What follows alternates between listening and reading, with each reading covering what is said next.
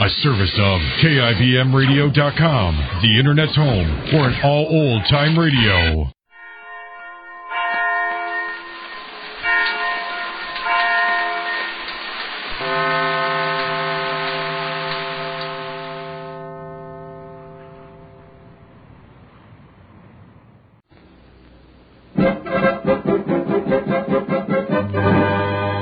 Gertie of the Circus.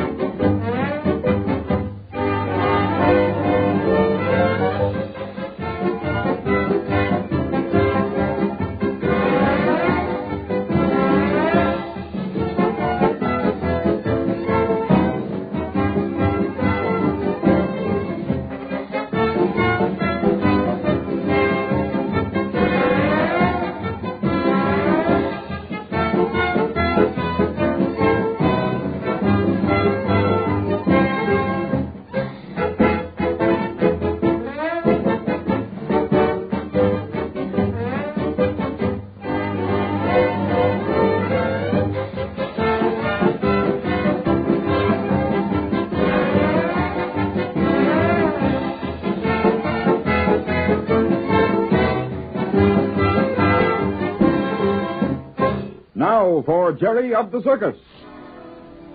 Hi there, Jerry. What you doing around the menagerie tent? Waiting for Olson to get through putting his elephants through their act. Oh, he's about due here now. Yeah, that's what I figured. I know, because I've been watching the show, but how can you tell? Well, we got all the cages out of this menagerie tent. Except that one over there. Yeah, but those seals have to do their turn before they can go to the runs. Yeah, I know. Their act goes on late in the show. I suppose you're going to take down this tent now, huh? You ought to know, Jerry. You never see me around unless I'm putting up or taking down some canvas. Yeah, I know. You've been in Jackson City so long. Golly, I guess I haven't seen you for almost 4 days now. That's right. Mind if I hang around while you load? You bet I don't mind. Of course, there's always the danger of your being put to work. You know, I like that. You're certainly a glutton for punishment when it comes to working around the circus. It's fun for me. As a matter of fact, we must all kind of like it, Jerry, or we wouldn't be doing it. It's a big job, isn't it? Yeah, but there's lots of better and easier jobs, if it's just a job we're thinking of. You mean you could be doing something better? I've had lots of offers at better money and shorter hours. Well, why didn't you take those other jobs then? Sometimes when we're all stuck in the mud or when we're struggling to get our canvas up or down in the wind or rain, I ask myself that question. Well, what do you answer yourself? You ought to know. Well, you're only a newcomer. But if you ain't got the circus in your blood, I never saw a young'un that did. Yeah, I know why you keep this job. Yes, you really gotta like it to stay with it. Uh-oh, here comes Olson with his bulls. That means we gotta get busy. Hey, Olson. Well, I see we got you back on the job, Murray. Yep, like a bad penny. Yeah, so we're moving again. Golly, these stands where we hang around a couple of days sure lower our morale. What do you mean, morale? Oh, I mean we get soft and lazy. Oh, I see. Say, Slim. Oh, Slim. Yeah? Take these bulls on over to the runs. I'll keep Gertie around till the last wagon pulls out. Okay, boss. Guess Gertie's your favorite elephant, huh? Oh, I don't know. Good and dependable, though. And a swell worker. I'll say she is. I remember many's the time I've seen her pull us out of a bad spot. Well, I gotta get busy. So long. I'm hanging around. Okay, Jerry. Hey there, men. Get busy on that canvas now. Some of you men... I'm gonna watch him take down this tent. Oh, I may as well watch, too. Won't need Gertie for a while. Come on, Jerry. Let's go on the outside. This'll all be floating down pretty soon. Yeah, I know. All right. Come on, Gertie. Come on. We'll take you out near these wagons they're loading with the stakes and the ropes and the canvas. All right. Come on, atta girl. Come on, there. That's it. There we go. Look, we can sit right here on this bale of hay. That's as good a spot as any. It'll keep Gertie occupied while we're waiting. Huh. Well, what's the matter there, Gertie? That's funny. Look how she's looking around. There now, Gertie. Take it easy. Well, she's going for the hay. Guess it's not so bad. Hey, look. They're about ready to let the menagerie top down. Sure enough they are. Oh, there goes that guy Zeke. Never liked him. Where? See over there by the first pole? He just run in from back of these wagons. Oh, yeah.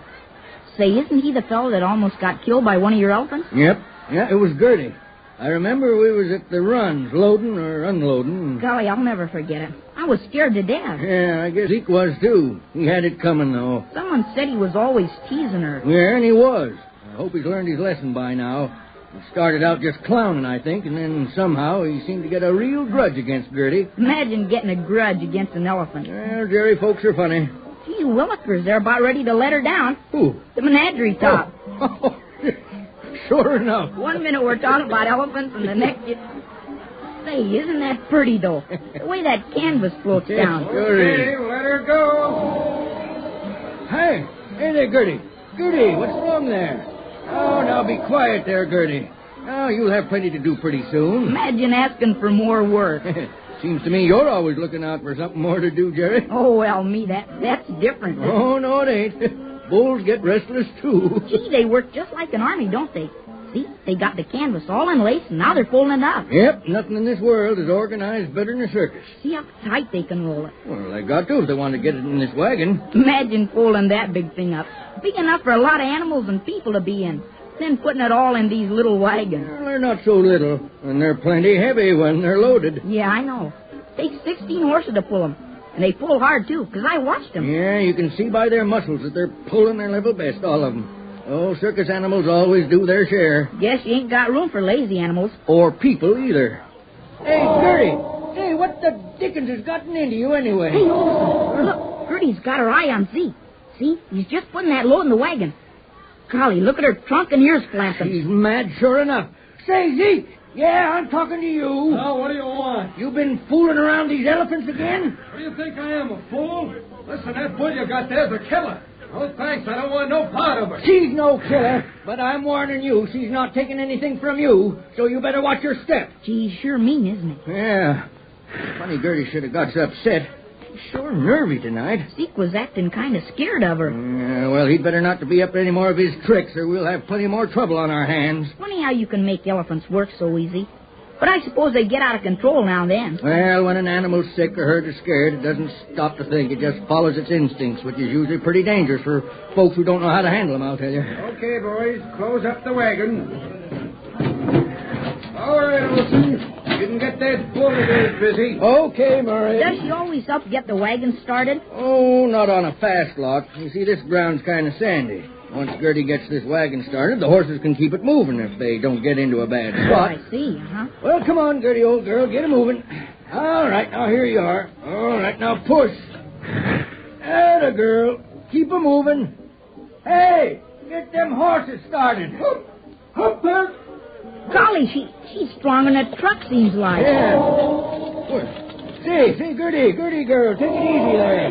Tipping the wagon over. That wagon is going over. Look out! Gertie, stop it, Gertie.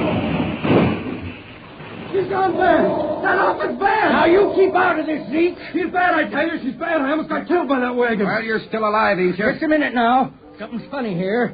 Zeke, have you been doing anything around here? If you have, I'll break Stand up for your... your bull, huh? Don't try and lay the blame on me. That bull's going to get out of this circus or else I am. That's not a bad idea. A bull's worth more than a roughneck any day. You guys quit scrapping. We got to get this wagon fixed. I ain't going to work around that bull. No, me either. Okay, Olson, move Gertie over there. When we need her, we'll get these softies out of the way and let Gertie work. Come on, fellas, get busy. Hey, Slim, you get on her on that side. There's something awful funny here, and you bet your last bottom dollar I'm going to find out what happened. Oh, hello, Jerry. Where have you been? Come on over here. Huh? I want to talk to you. Yeah? Okay, come on, Gertie. This way. That's it. Look at what I found. Well, what about it? Well, it looks like a rope to me. Yeah, I caught Zeke with a knife. Oh, when? Where? Well, you know when the wagon turned over? Yeah? Well, he was on that other side. Almost got crushed. I guess Murray yelled just in time. Well, then when it got settled, he run back and was following this rope.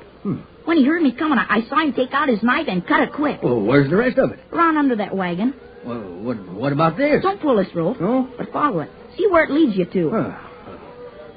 By gum. Well, what do you know? It's attached to Gertie. Yeah, to her tail. Isn't that kind of funny? Say it is. Let's see. Oh, there now, Gertie. Take it easy. Can I help? Yeah, here's my flashlight. I want to see. Yep. It's tied to her tail, all right. Jerry, climb up on this box. That's right, Gertie. Get a little closer to these boxes. There. I'll stand by her here. You think you can get that rope off all right? Sure. Oh, Jay, golly. Hey, Well, what happened?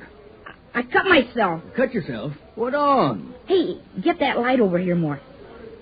Jiminy Williker. Now what? It's barbed wire. It's barbed wire? So that's what happened. But Jiminy, I don't see how on earth he could have done it. What are you talking about, Jerry? Hand me your knife, will you? Yeah, sure. Just a minute. There. All right, here it is. Thanks. There now. I got that rope cut. Whew. Lucky we didn't pull this ourselves. Might have gotten killed. Hey, get down from that box, Jerry. I want to see what this is all about. Look, it's just as simple. Here, help me down. All right, give me your hand. I'll show you. All right. There. You see that nasty piece of barbed wire? Yeah, I see it. That was right on Gertie's tail. Now, you see there was a piece of rope tied to both ends of this wire. It looks like a slip knot on this end. It was. Now, you see how it was done? Well, I'll be darned if it makes sense yet. Look, someone made a big loop with this rope. Yes? Then lassoed Gertie's tail. And then as soon as he got it around her tail, he pulled the rope tight. And then the minute it was tight, the wire cut her. You see? Yeah, I see. And no one could have done such a thing except Zeke. Listen, I'm going to get that guy if it's the last thing I do, trying to make it seem like Gertie's gone bad. But why would he do that? Why, so she'd get shot, of course. You mean they'd kill her? Why, yes. They'd have to if she killed anyone or if it looked as if she was dangerous. But that's awful. You bet it is, Jerry. What you gonna do? Well, now, I'm not right sure yet. It'd be awful hard to make anyone believe our story. We didn't actually see Zeke do it. I saw him cut the rope. Yes, and I'm darn certain that he did do it, too, but I'll have to have more proof. But you can bet that I'll keep my eyes peeled from now on. What you doing with that wire? Well, I'm just going to keep it just in case. Hey, Olson, you think that bull's safe? I know darn well she's safe. Okay, bring her over. We need a lift. I ain't gonna stay around that bull. She's a killer. Yes? Well, Zeke, what makes you think she's a killer? Well, didn't she just try to kill us all by pushing our wagon over? Yeah? Well, you listen here. This bull's been working for me for 10 years. I ain't never had no trouble with her till you came on this lot and began pestering her with your fool idea of a joke. You can't blame this on me. Oh, can't I, though? I smell a rat, and I'm not going to lose the best bull and the best elephant friend I ever had just because a measly roughneck. Come on, you guys, stop scrapping. We've been held up long enough. We got to get these wagons over to the runs before the crowd comes out. Okay, Murray. But let me tell you, Zeke, this is the last time you're going to get away with anything.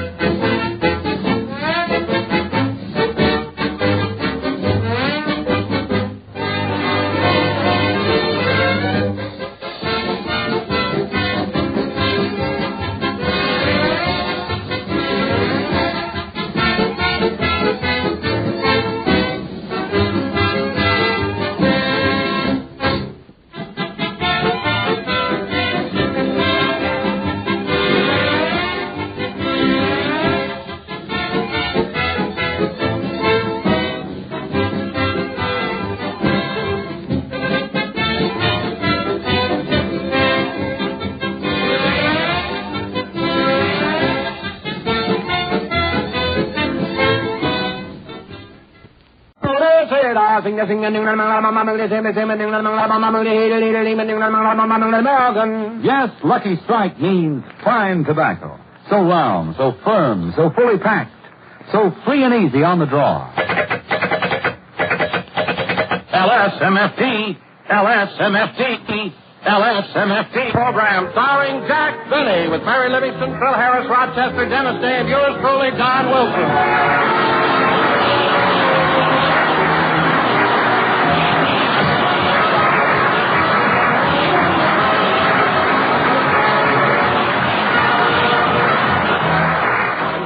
Ladies and gentlemen, since tonight is our last broadcast of the season, I would like to pay tribute to the star of our show. 15 years ago, a kind and gracious young man started his radio career at the tender age of 37. I was awfully tender. And tonight, 15 years later, he's still kind, still gracious, and still 37, and here he is, Jack Benny.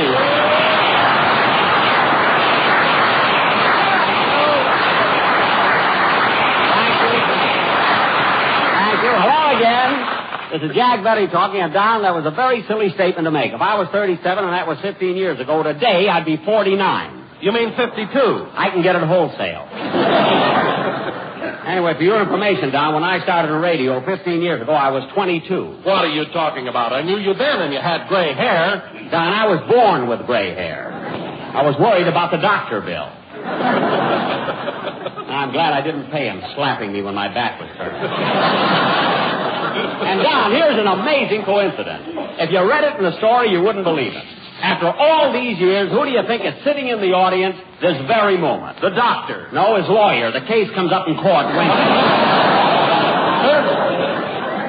Anyway, Don, since this is the last program of the year, I got a surprise for you. I'm giving everybody a bonus. Here's a check for you. Well, thanks, Jack. I know it isn't much, but it'll help you get back to California. This check will help me get back to California. Turn it over, brother. There's a road map on the other side. I nearly killed that one. Good. First good joke when I get to that. And, Don, never look a gift phony in the mouth. I want to say that. Oh, hello. Hello, Jack. Hello.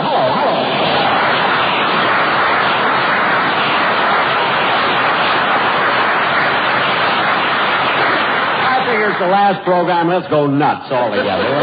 Mary, I'm glad you came in. I was just telling Don that since this is the last program of the season, I'm giving everybody in the cast a bonus. Oh, Jack, how can you afford it after that bonus you gave me last year? What did he give you, Mary? A dozen bobby pins. You got 2 dozen. That wasn't your fault. Phil Harris got a short haircut and had no use for them.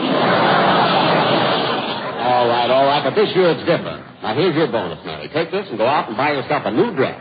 Here. Oh, boy, a doorbell at Klein's. Yes, sir.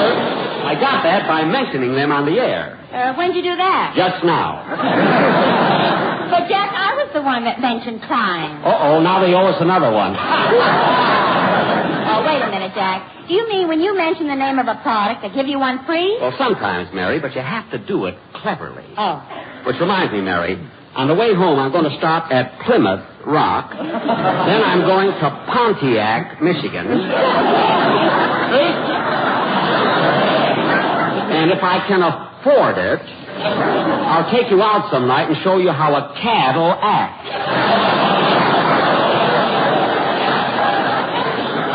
Well, you certainly packered them all in.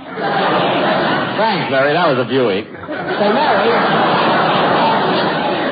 Say, Mary, where are you going to spend your vacation this summer? Inside of a Longines watch. I can go along with a plug.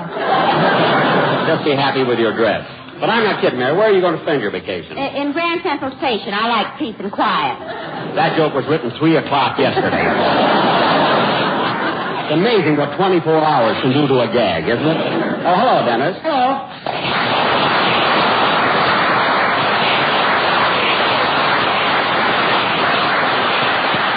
Dennis, since this is the last program of the season, I thought it would How do you feel, Mr. Benny? Fine. Dennis, since this is the last program of the season... Are you having any fun, kid?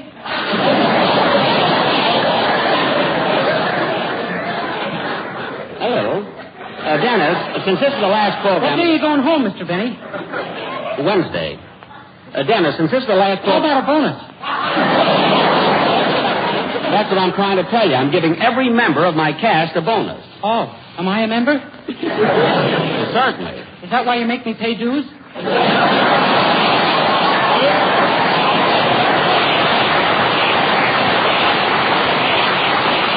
That has nothing to do with it.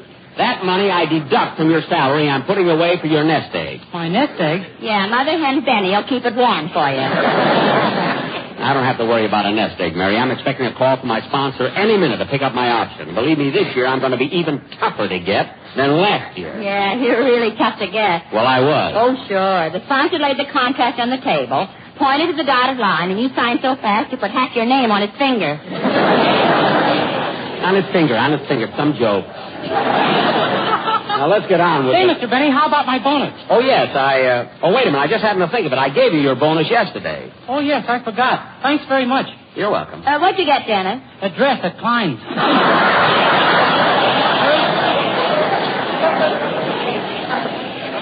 What? With a peekaboo waist. That's to take home to your mother. And another thing, kid, I got a surprise for you. I may be able to give you a car. A car? Yeah, a few minutes ago I mentioned the name of a lot of automobiles, the names, and naturally they'll all send me one. Gee, that won't work, Mr. Benny. I tried it once. I mentioned mercury. And what happened? They sent me a thermometer. Oh. So I took my temperature. It was 106. What? Boy, was I burned up. Dennis. That's a joke, son. I'm glad you told me. Now, come on, Dennis. Let's have a song, will you? Come on.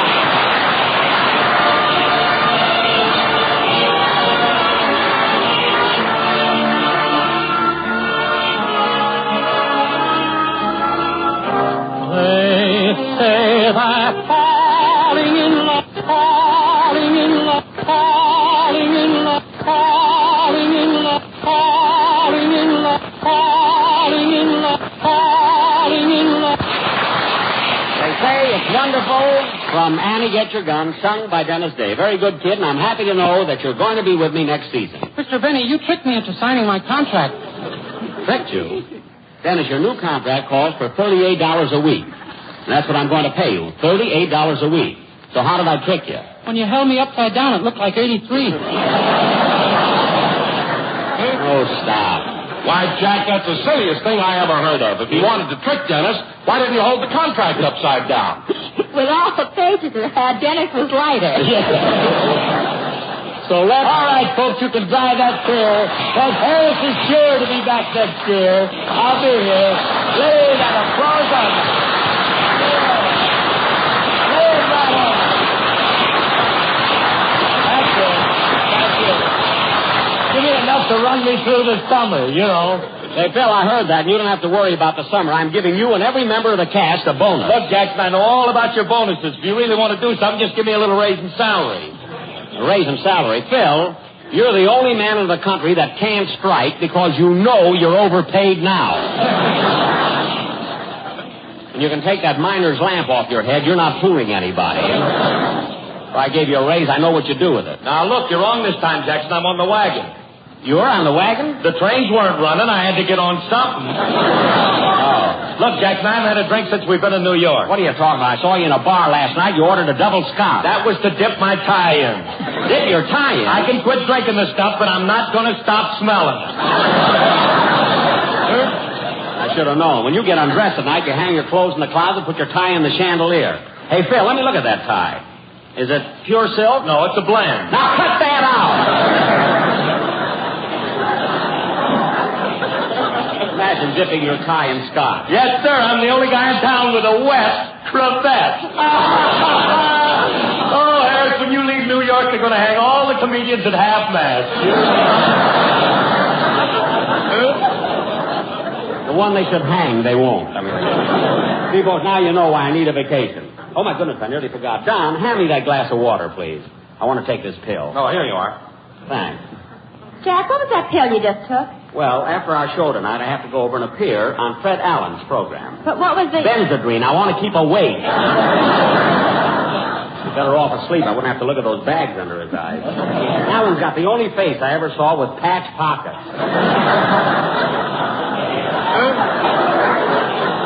Oh, Jack, you're just jealous of Fred because he's such a great ad-libber. Oh, some great ad-libber. I can ad-lib better than Alan with one rider tied behind my back.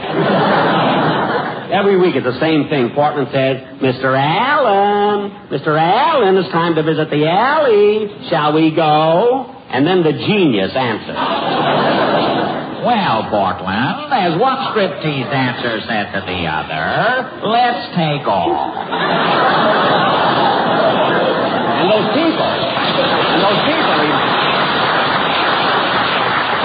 those people he meets down there, that Titus Moody. Howdy, bub. Dennis.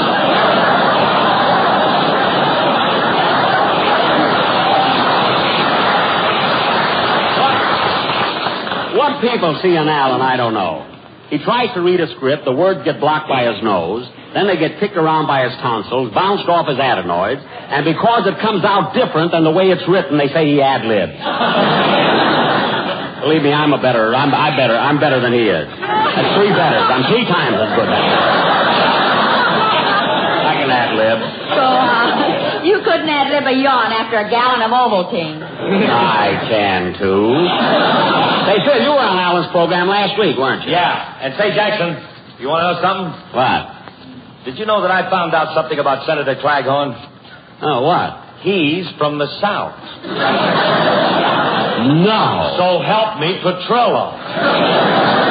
Thanks for telling me, Phil. Now, come on, let's have a band now. Okay. Oh, say, Jack, excuse me a minute. Yes, Don. I may not see you after the show, so I just want to say goodbye now. Don, you mean you're in such a hurry to leave on your vacation? Oh, no. I'm going to start my summer job for Lucky Strikes. Summer job? Another program? No, I'm going down to North Carolina and pick tobacco.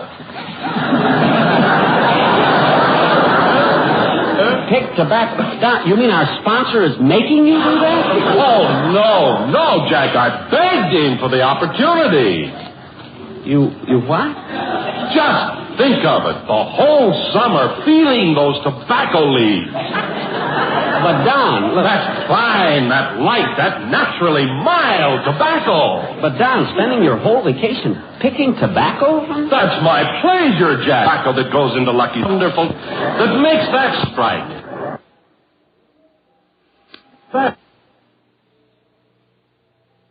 Raise my voice and call Chloe.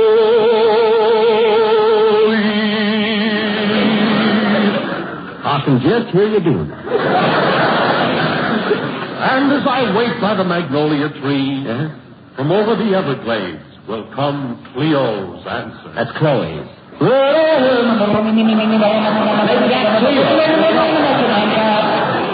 Don, that's the most touching thing I've ever heard. Well, Jack, No, Don. Don't say anything to spoil it. Play, Jack.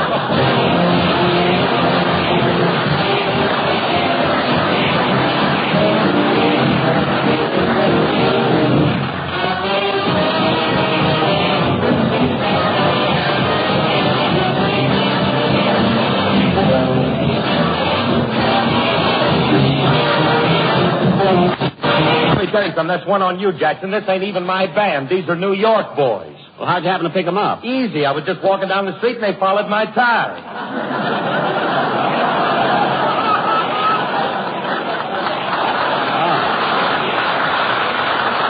Oh. Turn loose, Max. Not till after the show. No matter where we go, Phil, you always get the same... I'll get it. Hello? Hello, Mr. Benny. This is Rochester.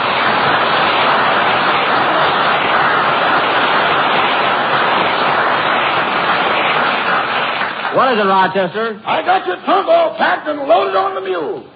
Rochester, the railroad strike is over. You got the mule before the strike was on. Well, I'm taking the train. I'm kind of sorry you're not going back with me, but I'm glad you got that nice job at the Zanzibar Cafe. Oh, thanks for letting me take it, boss.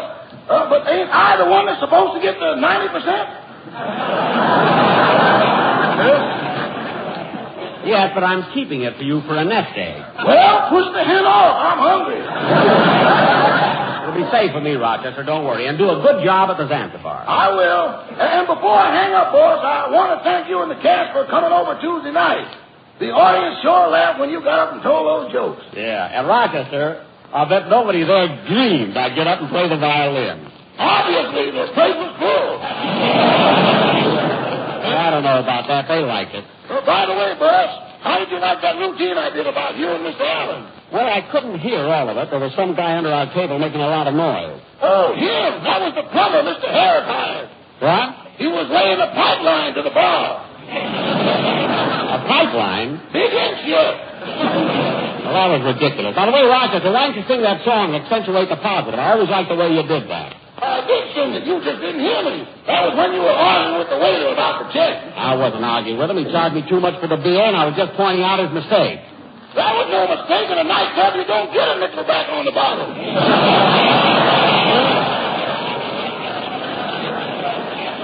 Clip joint.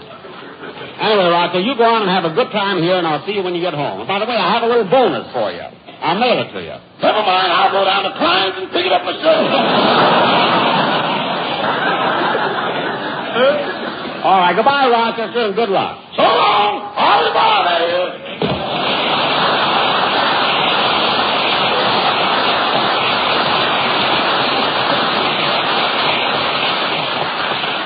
Well, kids, in a few minutes, our last program will be over, and we probably won't be seeing much of each other until September. But here are your assignments for this week. On Wednesday night, you must listen to the radio because Dave Rose is going to conduct his Waukegan Concerto, which is written especially for me. And next Sunday at the same time, I want you to listen to the Frank Morgan Show, which is replacing us for the summer. It's going to be great. Frank has always done a swell job, and I know he's going to be back in fine form. And now, kids, before I kiss each one of you goodbye, I want to... Come in? Well, hello, Jack. Hello, Ed. Look, kids, it's Ed Sullivan.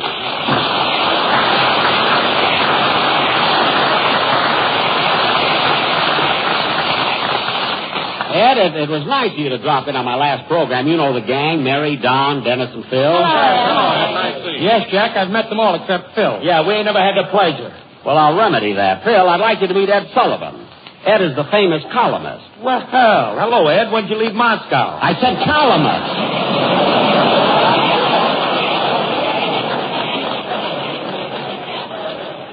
My goodness, Phil. Tell me, Ed, what's the, him I'm going to have back next year. Ed, what's the occasion for this visit? Well, Jack, I came over to present you with an award.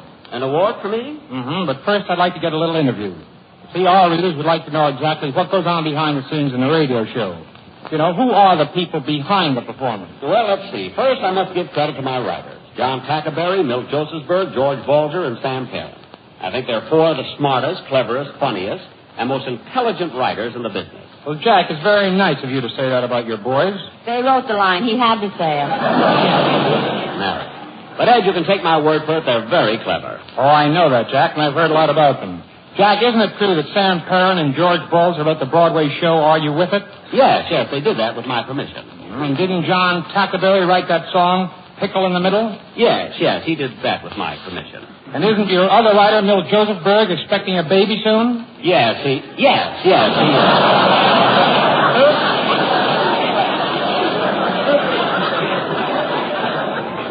If Hilda is listening, we hope she feels all right.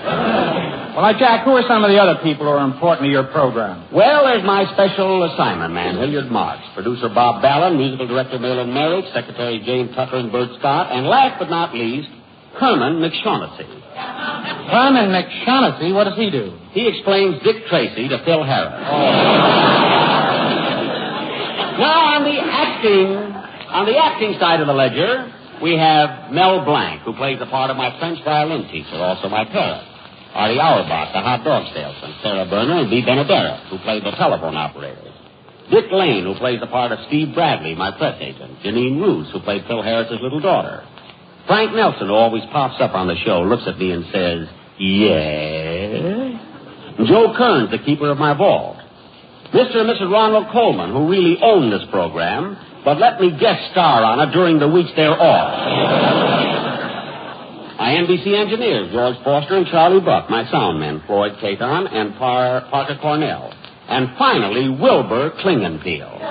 Wilbur Klingenpeel? He explained Dick Tracy to Herman McShaughnessy.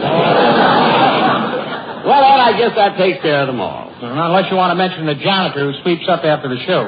No, he left me and is now writing for Fred Allen. Now, Ed, how about... Mr. Sullivan, would you mind putting something in your column for me? Why, not at all, Dennis. I'll be glad to. What's the occasion? My mother had a baby. Well, that is news. When? 22 years ago. Dennis. That's his name. Oh, stop it.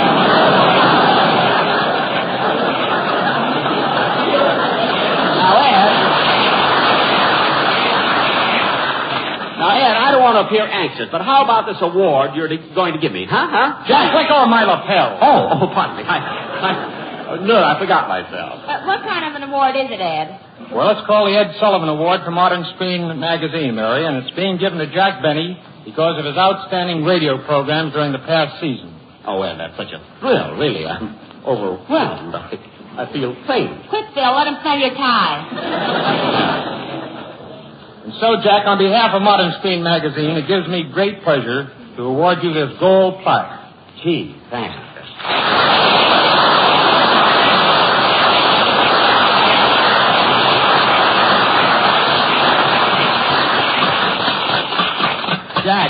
Jack, stop biting it. It's gold. Oh, but, Ed, this is a Modern Screen Award, and I haven't made a picture in 2 years. That had something to do with it, too. Oh, I see. You know, Mary, it's really a great thrill for me to give this award to Jack because he made his very first radio appearance on my program 15 years ago. That's right, Mary. Who sponsored that program? Well, let's see, Geraldine Hair Tonic. Jack made his debut on a hair tonic program? On a hair tonic program? On a hair tonic program? What an opening for an actor who ain't worried about options.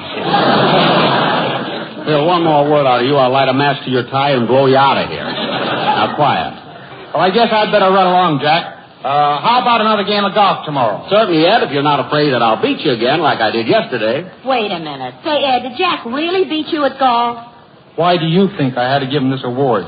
Oh, for goodness sake, Ed, it was our agreement that you weren't supposed to mention that. Now you've spilled the beans. Well, goodbye, Ed, and thanks very, very much. You're welcome, Jack, and so long.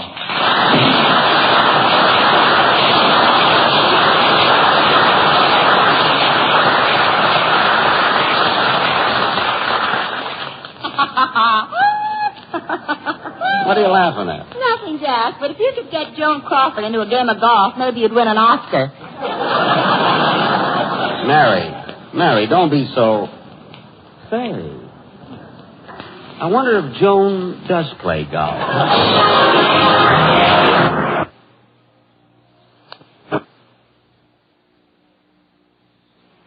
LSMFT.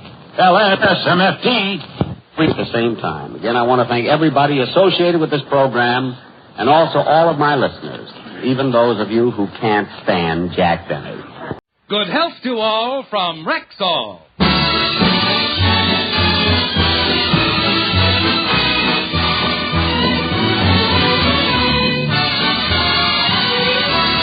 Yes, it's Sunday, time for the Phil Harris Alice Faye Show, presented by the makers of Rexall Drug Products and 10,000 independent Rexall family druggists. Good evening. This is your Rexall family druggist taking a little time from behind the prescription counter this Sunday evening to speak for all 10,000 of us. The 10,000 independent druggists who have added the word Rexall to our own store names. You can always tell us by the orange and blue Rexall sign on our windows. The sign means that we carry the 2,000 or more drug products made by the Rexall Drug Company. They range all the way from aspirin to penicillin, and they're as fine and pure and dependable as science can make them. We independent druggists recommend them to our customers because we know you can depend on any drug product that bears the name Rexall. Good health to all from Rexall. And now your Rexall family druggist brings you the Phil Harris Alice Faye Show. Written by Ray Singer and Dick Chevrolet with Elliot Lewis, Walter Tetley, Janine Roos, Ann Whitfield, Walter Sharp and his music, yours truly, Bill Foreman, and starring Alice Faye and Phil Harris.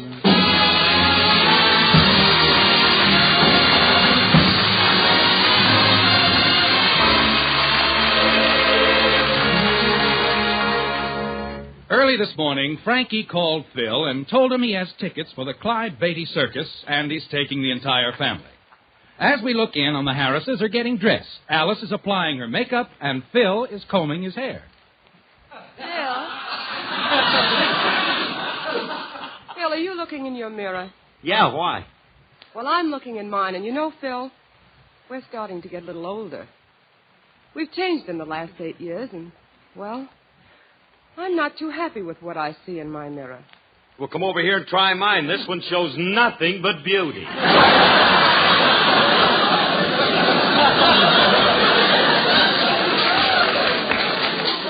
Oh, so you're happy with what you see, huh? Yeah, and you should be happy with what you see. Because, honey, you're prettier than ever. More beautiful even than when you were in pictures. Oh, Phil, do you really think so? I certainly do. You know, the added years have given you a matronly charm. Why, you don't show your age any more than Lillian Gish. Lillian Gish? Phil, how old do you think I am? 31. You're a year younger than I am. I'm 32. You're 32. We're certainly living in a fast age. What do you mean? Today you're 32, and in only 3 short months you'll be 44.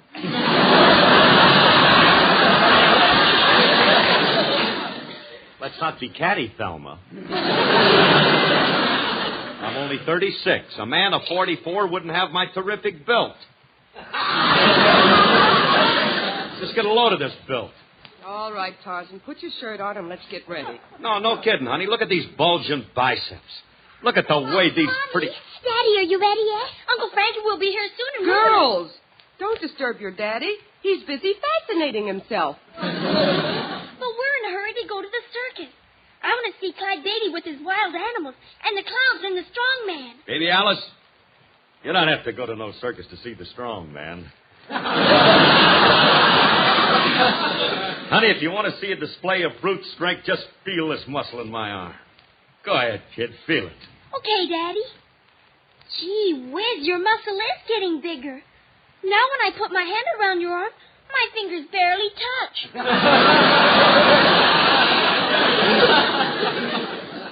Never mind, you have long fingers. Phyllis, you have a smaller hand. You feel my arm. Go ahead. Press on it. You mean like this? Ouch! Phyllis, you're bruising me. Phil, we're all dressed and ready. Will you please put your shirt on? No, I ain't putting no shirt on until you people admit that I got a terrific physique. Now, I'm going to flex my arms once more. Look at that. Oh, just look at that. Well, if it ain't the rage of Muscle Beach. What are you posing for? Hey, Frankie, you're a man. You appreciate these things. Get a load of this physical development. Did you ever see a pair of strong, bronzed arms like these? Is that what they are? I thought they were a couple of soiled pipe cleaners.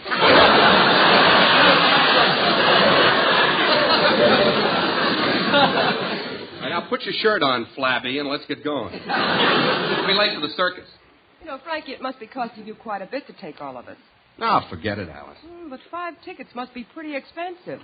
How much did they cost you? Alice, please. There's one thing I can't stand. It's a person who brags about how much he spends. So don't ask me how much it costs. All right. If I want to spend $100 for 5 tickets, that's my business. Remley, 5 tickets didn't cost you no $100. Well, it might have been a little less. How much less? I got them for nothing. But they're special seats, and they're worth $20 apiece.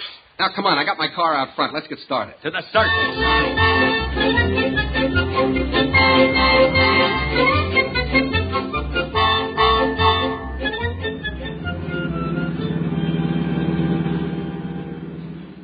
Gee, Daddy, I can hardly wait to get to the circus. Well, just be patient, honey. We'll be there soon. Hey, Rumley. Huh? Tell me something. How'd you manage to get these circus tickets for nothing? Well, if you must know, I'm a friend of the manager, and he gave them to me because I did something for him. Now, what could you do for him that would... Oh, Daddy, look at that big billboard about the circus. What does it say? Oh, let's see. Oh, it says this is the last day to see the biggest show on earth, with wild animals, funny clowns, our famous sideshow featuring the bearded woman, Jojo the dog-faced boy, Fanny the fat lady, Pete the pinhead, and starring for today only Phil Harris and Alice Faye. Who give them permission to use... Remley. Mr. Remley. You talking to me, Jojo? So that's how you got the free ticket. You got a lot of nerve telling them people that we'll appear in that circus. Oh, Curly, don't get excited. You don't have to appear in any sideshow. Are you sure? I'm positive. All you got to do is let him shoot you out of a cannon. You'll be billed as Flying Phil, the curly-headed buzz bomb. All I'm supposed to do is let them shoot me out of a cannon? That's all. And it pays well. You get $10 down and 2.5 cents a mile traveling expense. You know something, I ought to... You can go far on a job like this. Remley, look, why don't you let them stuff you in that cannon? That job's right up your alley. What do you mean? You'll be paid for getting loaded. Now, Frankie, if we have to appear in the act, we're not going to the circus. Yeah, and you can turn the car around right now because... Oh, but Daddy, we want to go. It's the last day, and we want to see the circus. Well, if you kids want to go, you can get shot out of the cannon. I'm not going to... No, the kids won't have to do that to see the circus. Well, thank goodness. Them we'll glue together and bill as the Siamese twins. Frankie, my family is not going to be in any sideshow. All right, Curly. Curly, I'm only kidding. You don't have to take part in the act. All the manager wants you and Alice to do is make an appearance, take a bow. Never mind, just take us home. But, Daddy, there's the circus ground right over there. Can't we please go, Daddy, please? Well, you kids want to see it so much, okay. Come on.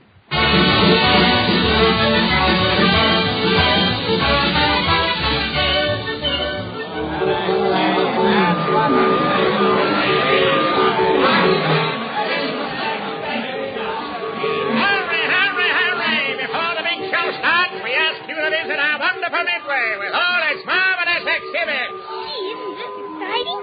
Mommy, I want to see the fat lady and the dog-faced boy. And I want a hot dog and some cotton candy. All right, come on, kids. I'll take you. Oh, thanks, Frankie. By the way, where's Phil? Oh, he's right across the Midway there, watching that scientific exhibit. Oh, that should be interesting. I think I'll join him.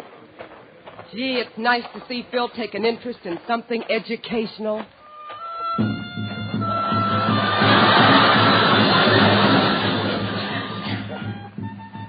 All right, gents, step right up. Watch little Egypt go through her gyration.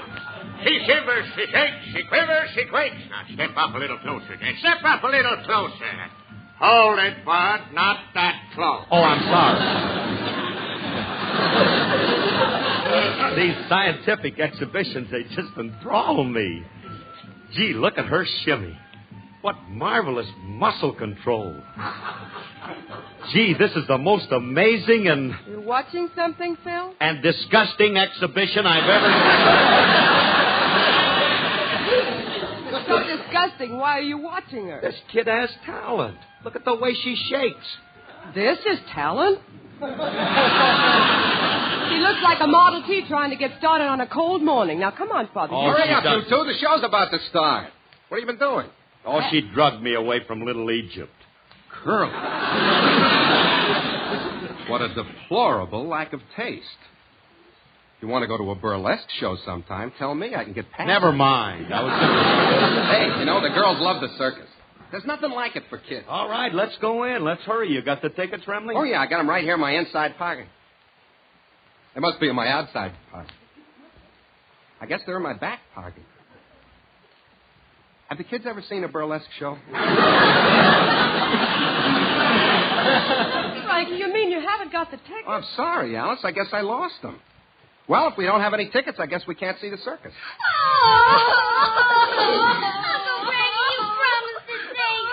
All right. Stop slobbering all over me. I promised to take you, and I will. I'll buy tickets, and I'll get the best. They're only $3 each. That'll be $15. Let's see. I got 8, 10, 11, 12. I got 13 cents. Curly, can you lend me $14.87? Oh, you got all of 13 cents, huh? Hmm? You think it's safe to carry that kind of money around? Somebody might roll you for the whole wad, you know. You can blow a lot of cabbage that way, you know. All right, don't be sarcastic. Have you got any money? Naturally not, when I thought I was being treated. All I got is some loose change. Let me see.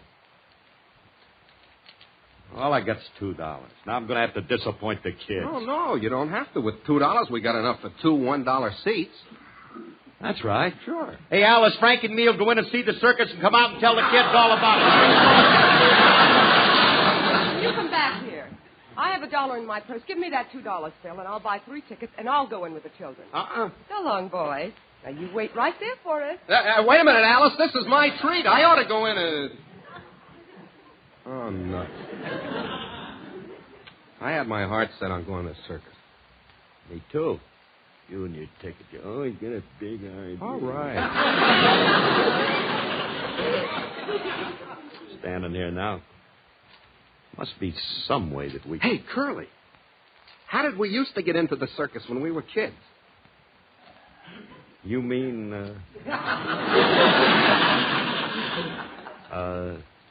sneak in? Why not? Come on. Okay. Hey, this is going to be fun, huh? Sure. Hey, now, look, there must be some place around the side where we can crawl under the tent. That's it. Hey, look, how about over there where those lion cages are? Yeah.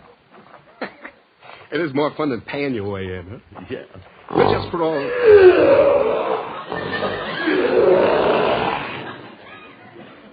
Curly, please, this is no time to sing.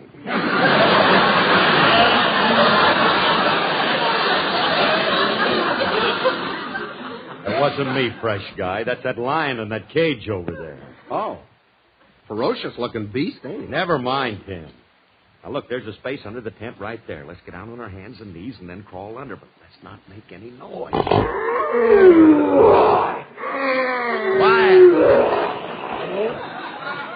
Quiet, Leo. One more peep out of you, and I'll send you back to MGM.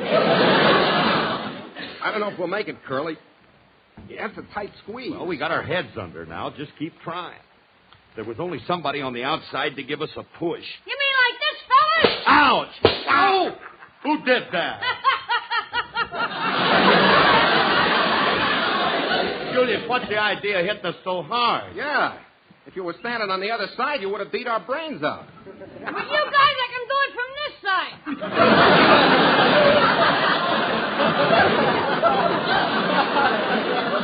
What are you doing out here, Sharpie? I'm working here so I can earn my way in to see the circus. And what are you two juvenile delinquents up to? We lost our tickets, and we're trying to sneak in to see the circus. Hey, as long as you work here, kid, let us in, will you? Nothing to it. I wouldn't let you guys in. Julius, quiet. Not so loud. Those circus guys play rough. Why, if they ever catch us sneaking in, they'll blacken our eyes, break our noses, fracture our legs, arms, and skulls, and if that's not enough... That's enough. Hey, Grab him, Frankie. Put your hand over his mouth. Got him. Now what do we do with him? I don't know. We got to get rid of him, but how?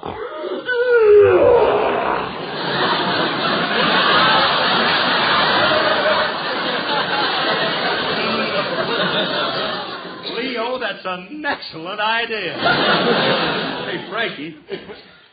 Friendly. Huh? I think the lion is hungry. Curly, you mean? Why not? Leo would love a Julius burger. Curly, don't be cruel. You want to give the poor animal a spoiled stomach? Oh, well, let the lion just lick him a little anyway and see what happens. You know, he could develop a taste for him, you know. What are you, a couple of wise guys or something? Let's go, mate. Well, we weren't going to hurt you, Julius. We were only kidding you. What's kidding about trying to make an hors d'oeuvre out of me? Look, Junior, are you going to help us sneak in, or do we have to throw you in that cage? All right, I'll help you sneak in. Can we crawl in under this flap? No, they got cops inside. They'll catch you. Wait a minute. I got a way to take care of you two. They told me to wheel that empty animal cage inside. You guys get in the cage and I'll wheel you in. Well, if there are cops inside, they're going to see us. I got that figured out, too. too. You guys wait here. I'll be right back. Hey, Curly, we shouldn't have let him go. He may be pulling a trick on us. What kind of a trick?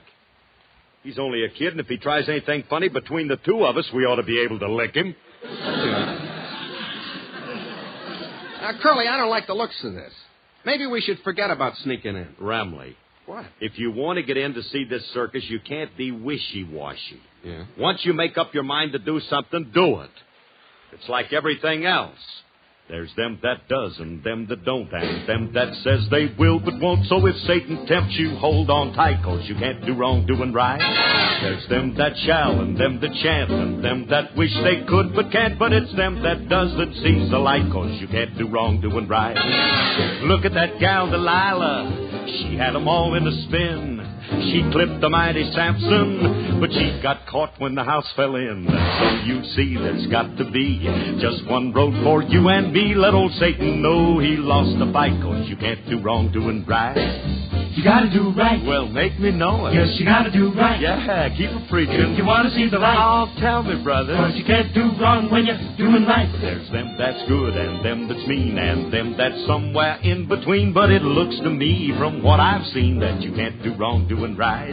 There's them that's meek and them that's bold. Now, don't ask me, but I've been told it's the meek that plays them hearts of gold, 'cause you can't do wrong doing right. Now, look at old Big Goliath bragging about his size, licking on little David, but he got his right between the eyes. So you see there's got to be just one road for you and me. Let old Satan know he lost the fight, 'cause you can't do wrong doing right. You mustn't do wrong. Well, that's right with me. No, you mustn't do wrong. That's philosophy. If you want to get along. Oh, I believe it now. 'Cause you'll never get along if you're doing wrong. Now, they threw Daniel to the lion. The king had it done. He's the law. But it wasn't long till Daniel had all of them cats drinking milk out of straw. And so you see there's got to be just one road for you and me. Let old Satan know he lost the fight, 'cause you can't do wrong doing right. You can't do wrong doing right. 'Cause you can't do wrong when you're doing what is right. Keep on doing right.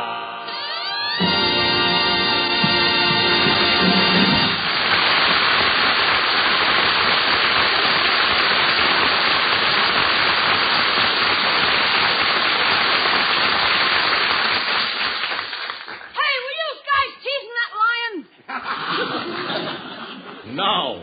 Then why was he screaming like he was in pain? That wasn't the lion, I was singing. Yeah, Curly's the one who was in pain. Hey, Julius, how are you going to sneak us in? Here, put these things on. What the heck are they? A lion skin and a tiger skin. The clowns use them in their act.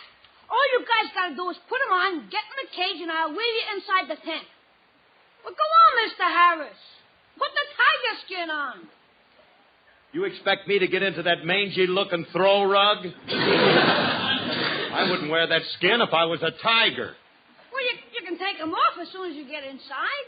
Now, let's do it, Curly. It'll get us in, and it might be fun. All right. Okay, we'll put them on. Remley, you get in the tiger skin. I don't want to.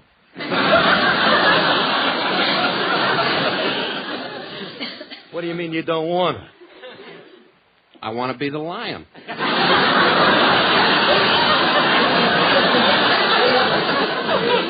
Frankie, you can't be the lion. Why not? Because I'm going to be the lion. Now, let's get these skins on. Okay, but it ain't fair. You always get to be the best. Last month when we sneaked into the rodeo, you were the cowboy and I had to be the Indian. Yeah, but how about the time before that? I let you be the cop and I was the robber. How stupid can two grown men get?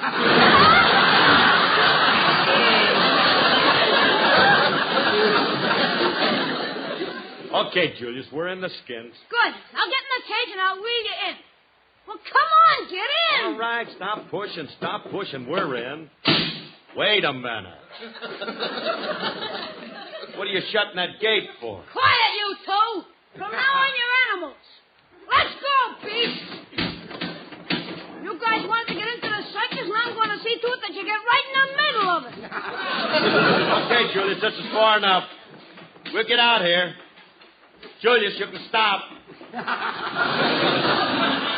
Curly, I don't like the looks of this. Why is he wheeling us up to that cage chute, and why did he pick up that whip? Okay, you two beasts, out you go, right into this chute. Get going! Ow! Hey! Ouch, Julius. Now cut that out. I said cut it out. Julius, do you hear me or don't you? Don't be ridiculous. There's no such thing as a talking lion. That tiger must be a ventriloquist. Julius, what are you doing us? Where does this chute lead to? You guys want to see Clyde Beatty's wild animal act, don't you? Yeah? Well, thanks to me, you're not only going to see it, you're going to be in it. This chute takes you right into the big cage. Keep moving. Oh, no, Julius. Now, you can't do that to us. You can't throw us in with those lions. They'll eat us. So what? If I make a good hors d'oeuvre, you guys will make an excellent entree. I'm just going. Oh, Julius. Hey, Julius, if you don't... Hey, Curly, we better go on before he beats us to death. Come on. All right. Hey, come on. Must be an exit at the other end. Well, I hope you're right. Remley. Huh? We're at the end of the chute. And now, ladies and gentlemen, coming through the chute and entering the big cage are the two most ferocious beasts in captivity, Theo the lion and Roger the tiger. Hey, they're applauding us. They think... Curly, stop bowing. You're supposed to be a lion. Ooh, Remley, look at all these animals in here. Ladies and gentlemen, we call your attention to the Steel Arena, where we present the greatest animal trainer of all time, the one and only Clyde Beatty.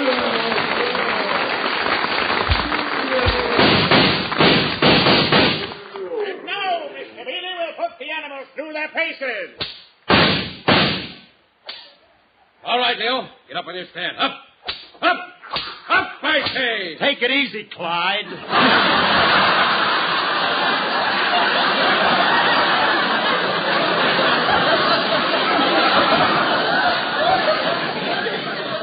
Stop waving that chair in my face. What are you clowns doing in here in those skins? You want to get yourselves killed? Don't say that. Just open that door and we'll make a break for it. Stay where you are. Don't make a false move, the animals will pounce on all of us. You keep those skins on, you might fool them. Now, jump up on those high stands. Go ahead, jump up. Jump up? I'm 100 years old, man. Jump up. Remley, cradle your paws and give me a boost. Stop talking and let's climb up. Oh, Remley, the things that you get me into.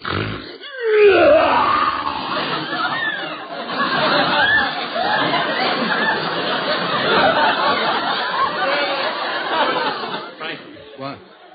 Look what's sitting next to me. A lioness.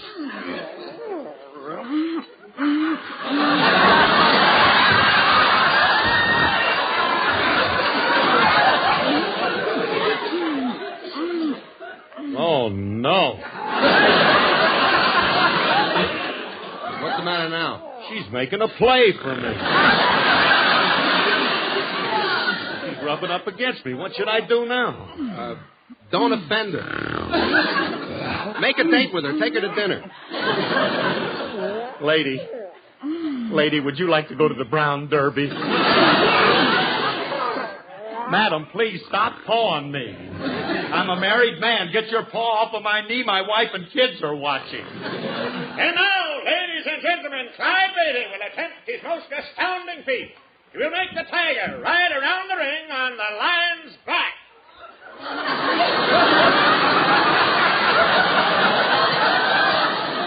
It's a fine time to play piggyback. All right, Leo, jump down here. Down, Leo, down. Curly, you're on. Go on, jump down.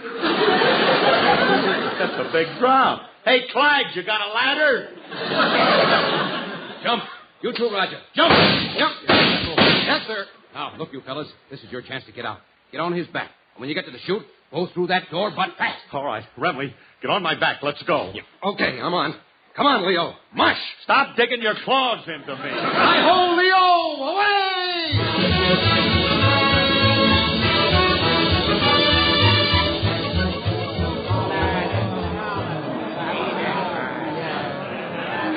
Daddy, you and Uncle Frankie missed a swell show. Yeah, they had a wonderful animal act. The lion was terrific. The what? The lion was terrific. Thank you, my dear. suppose the tiger was nothing, huh? You said it. It was the most stupid-looking tiger I ever saw. I resent that. Remley, be quiet. Come on, Alice, let's get out of here. Hey, let's get the kids home and I'll take you out for dinner. Curly, you can't take Alice to dinner. Why not? Don't you remember? You already have a date with... Down,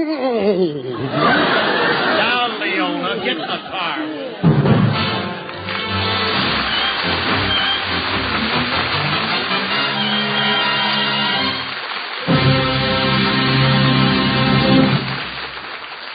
Alice and Phil will be back in just a moment. But first, here's your Rexall family druggist. I'm afraid I rather startled a customer the other day. She was telling me... You should just see how impressed my friends are when I tell them all about the careful tests and good treatment Rexall drug products get. Well, now, not every Rexall drug product gets what you call good treatment. Some of them get just the opposite. Why, you can't mean that. But I do. Some Rexall drug products get such rough treatment that Rexall scientists call it shock tests. Shock tests? Yes, ma'am, shock tests. You see, Rexall's men of science know that certain combinations of chemicals sometimes break down under extreme temperature changes. This could happen during shipment across the country to our stores or even in your home. So, in Rexall laboratories, drug products of this type are exposed for long periods of time to alternating heat and cold, shock tests. This makes sure that they'll stand up under any reasonable change in temperature. Shock tests. I must remember that. Well, ma'am, remember it as another example of uncompromising quality tests given to all of the 2,000 or more drug products made by the Rexall Drug Company. That's why some 10,000 of us independent Rexall druggists are proud to put the orange and blue Rexall sign on our windows. The sign means that ours are the only stores where you can get these products. And in every one of those stores, a family druggist will tell you, you can depend on any drug product that bears the name Rexall. Good health to all from Rexall. Friends, this is Phil Harris again. You know, cancer is one of our most deadly enemies. But you can do something about it. First, know the facts. Cancer is curable in its early stages. Second, send a contribution to the American Cancer Society. They need funds to continue the fight that they're making in your very own town. Just write the word cancer on your envelope and send it to your local post office. Good night, everybody. Good night now. Good night. This is Bill Foreman wishing good health to all from Rexall. This is NBC, the national broadcasting company.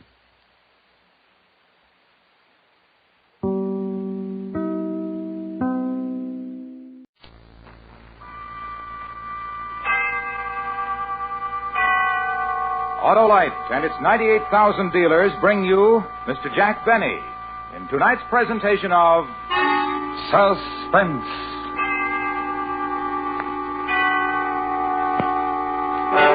Tonight, Autolite presents a story about a man who worked for 30 years to prepare a most unique personal retirement plan. The story is called A Good and Faithful Servant. Our star, Mr. Jack Benny.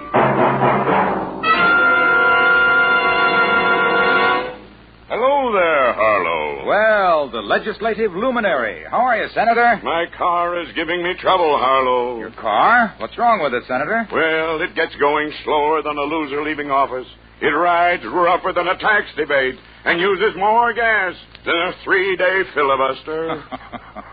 Well, it may be spark plug trouble, Senator. Spark plugs should be checked every 3,000 to 4,000 miles, so see your nearest Autolite spark plug dealer.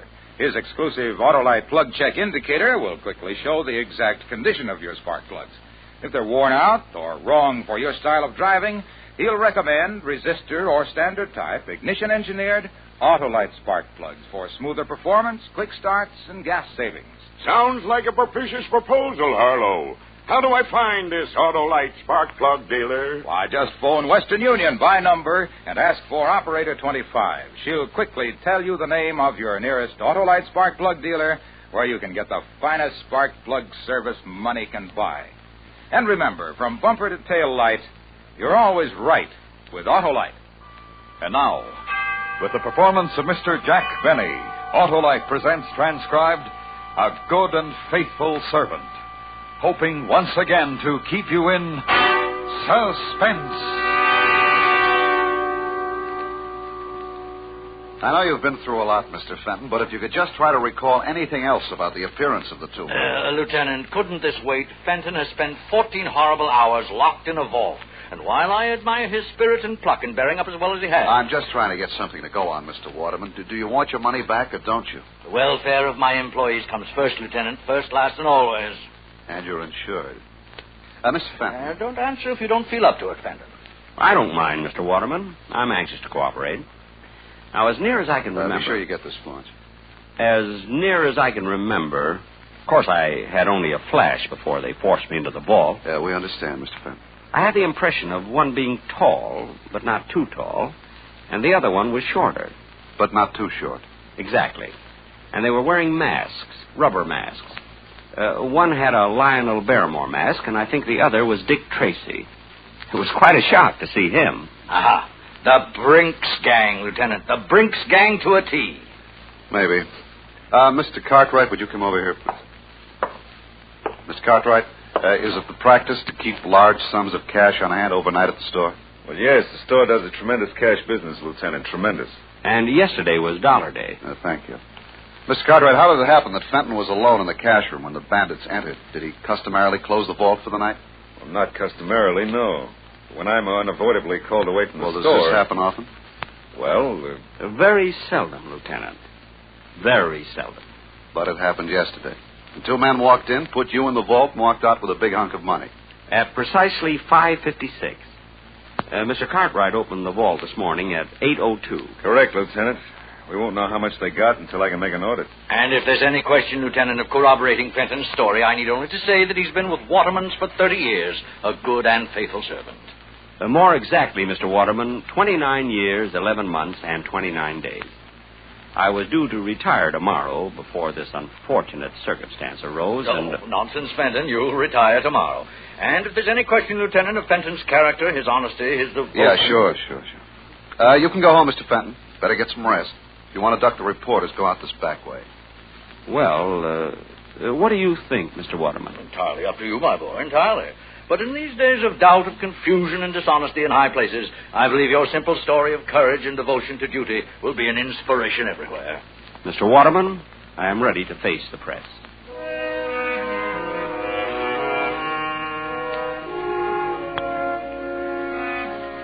They were all very nice to me. The reporters, the police, Mr. Cartwright, and especially Mr. Waterman. All that money missing. $50,000. Yet his only concern was for me. I thought that if I could afford it, I'd like to buy him some little token of gratitude.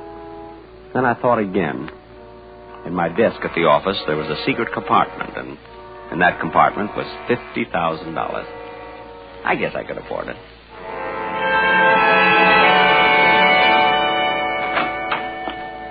Yoo-hoo! Mother, I'm home. Good morning, Harold. I hope you hadn't had breakfast. I kept it hot for you. You're not going to ask me how it went, Mother? Oh, I heard over the radio. But I wish there'd been some way of doing it that it wouldn't have kept you out all night. Oh, I wasn't out all night, Mother. I was in a vault. I know you were, Harold. And if you keep on, you're going to end up with that same sinus strip your father used to have. Oh, Mother, it was a perfectly dry, warm... Oh, never mind. Eat your cereal, Harold. You'll feel better. Mr. Waterman told me to take the day off, Mother. I'm not going in until tomorrow. That was certainly big of him, after all you've done for them. How much did you get? $50,000. It's in my desk at the office, in the drawer with the false bottom. In your desk? Will it be safe there, Harold? Well, no one will be looking for it. Harold, you don't think you'll have any trouble getting the money out of your desk? I think things will work out all right. See, according to my plan, Harold, you see, I told you from the beginning you weren't strong enough for this type of thing.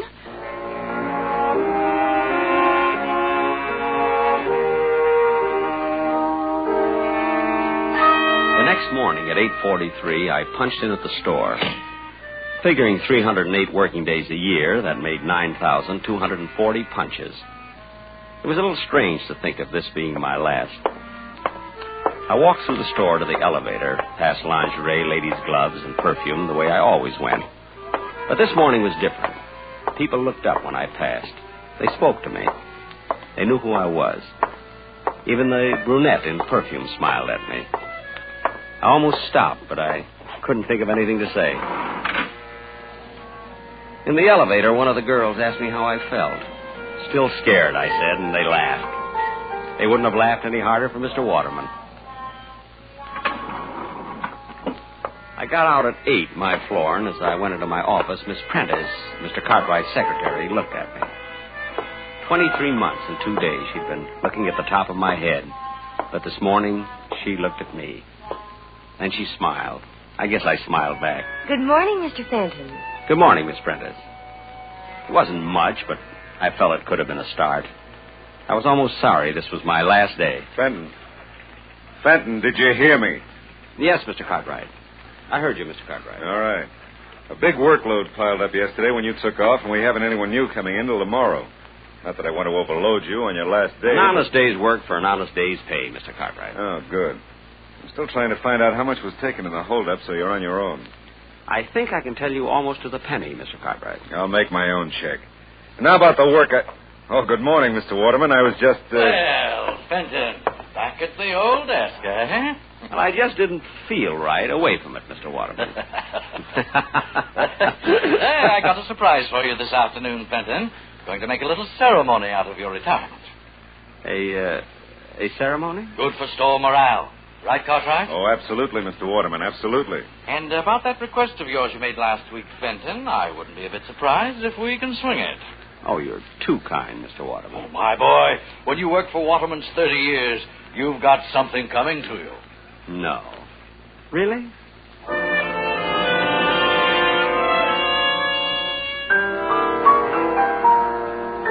I ate my usual lunch that day, the Thursday blue plate special at Elmo's Grotto. 70 cents plus the usual 10% tip.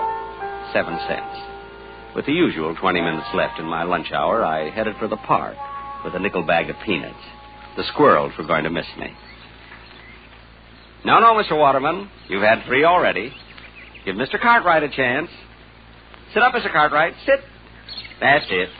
That's it. Excuse me. Would you mind if I join you, Mr. Fenton?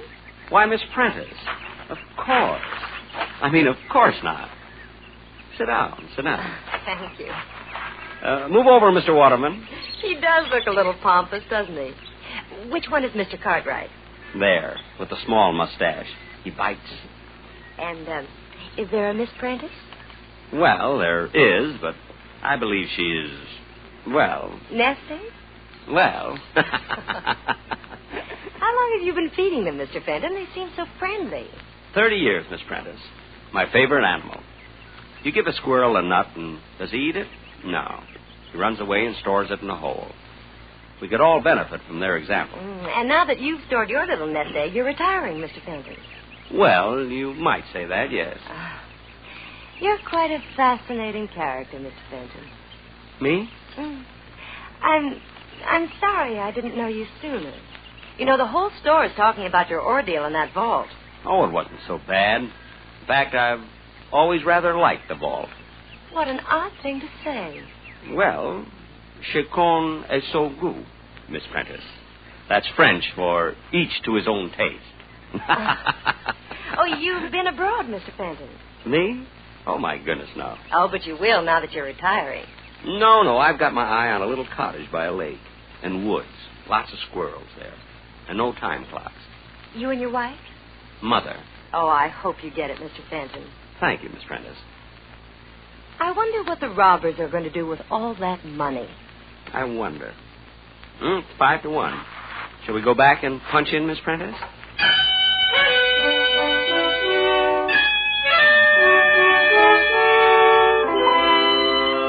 She let me walk all the way back to the store with her. And in the elevator, Mr. Bixler, Sporting Goods, winked at me. Funny, for 10 years I'd had the feeling Mr. Bixler didn't like me.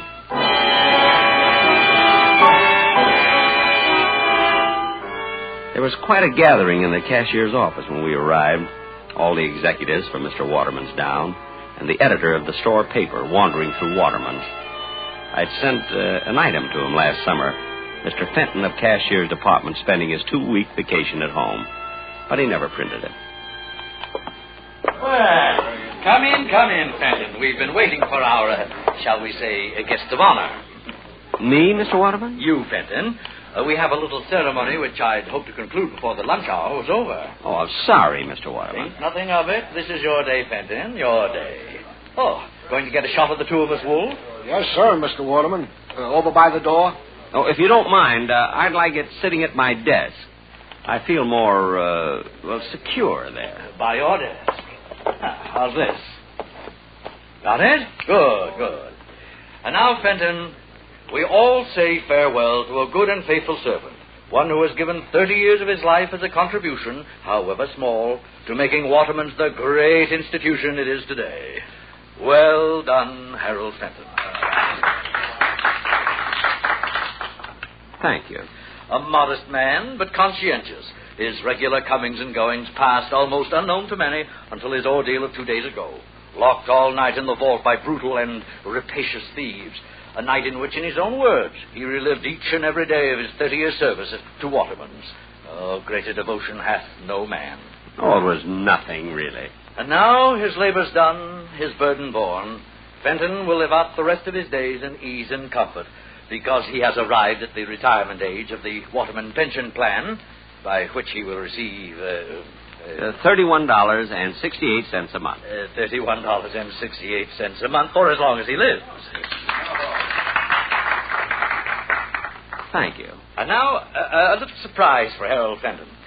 A week ago, in a letter to me, our good and faithful servant asked that on his retirement he be given permission to purchase for his home his old desk. Actually, Mr. Waterman, I don't know what I'd do without it. Oh, frankly, I put in a lot of thought on this simple request. I weighed the factors in my mind. On the one hand was Fenton's 30-year service. On the other... Mr. Waterman. On the other, he was already receiving his pension of, his pension. However... Please, Mr. Waterman. However, Fenton, my boy, I decided to go you one better. One better? Not a new desk. Nothing so unsentimental. Fenton, instead of allowing you to purchase the desk, I'm giving it to you. Phew. All right, boys, right in here. Take the desk wherever Fenton here wants it. And now, back to work, everybody. Month-end clearance today. Whoops. Easy, men. Don't drop it. Easy. Fenton, my boy, in the years ahead, when you're seated at your old desk, think of us, won't you? I certainly will, Mr. Waterman. I certainly will.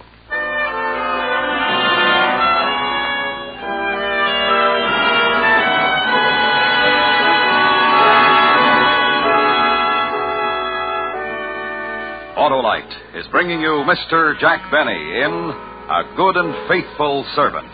Tonight's presentation in radio's outstanding theater of thrills, Suspense.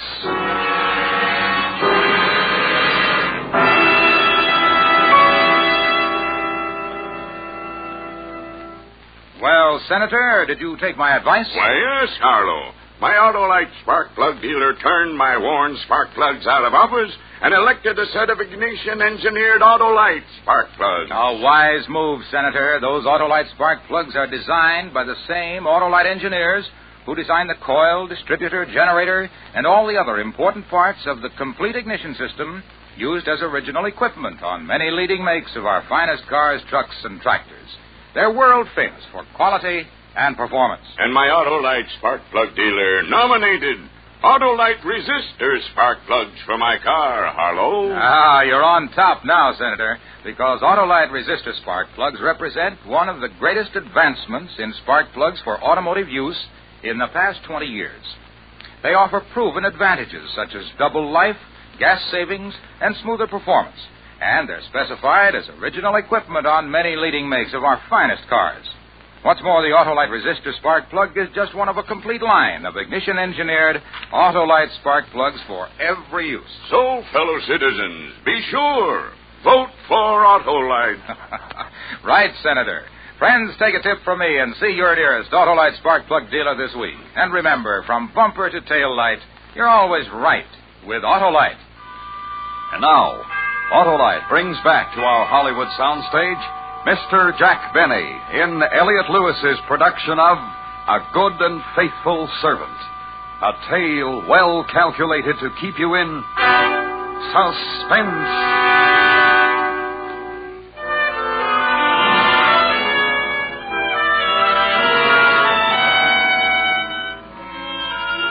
Retirement agreed with me. A walk to the park to see my friends when I felt like it. A leisurely lunch at Elmo's Grotto when I felt like it.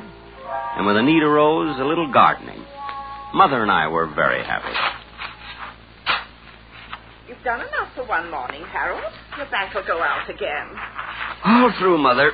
Just cleaning off the spade. What were you planting this morning, Harold? Mother, if anything should happen to me, knock wood. Knock wood. Right in between the beets and the radishes, there's a very rich patch of dirt. Son, aren't we going to get our little cottage by the lake? I have to go in town today, Mother. I might just inquire around. Oh, good. You know, Mr. Waterman is really a very sweet man. The Waterman pension plan. I just wish I could tell him how happy it's made me.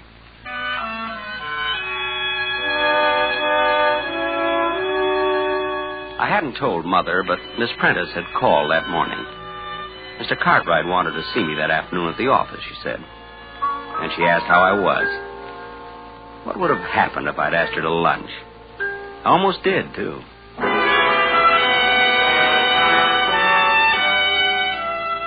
In the cashier's office at the store, Miss Prentice smiled when she saw me, and I smiled back. In fact, we struck up quite a conversation. Oh, Mr. Fenton, how are you? Fine. Just fine, Miss Prentice. Retirement agree with you? Yes, indeed. Fine. You notice we haven't filled your old job. No? Oh, yes, indeed. Haven't been able to find another man of your type.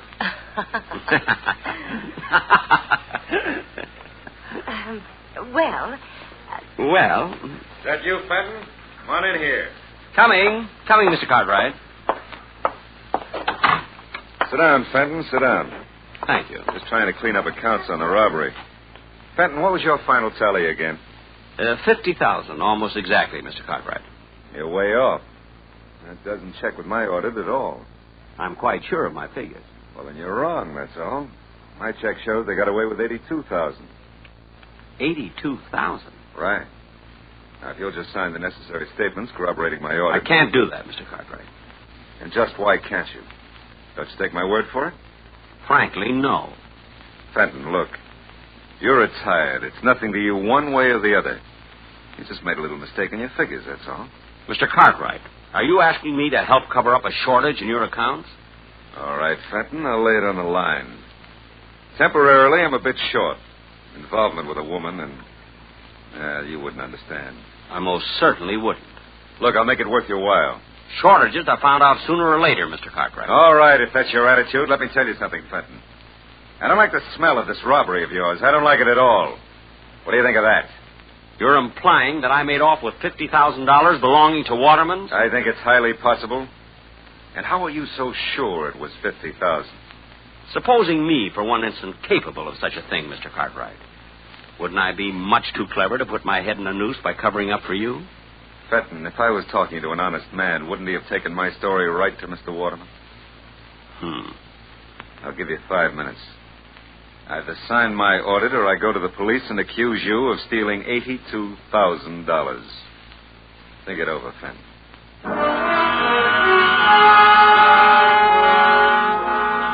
No question about it. Mr. Cartwright's dishonesty might be a bit awkward for me.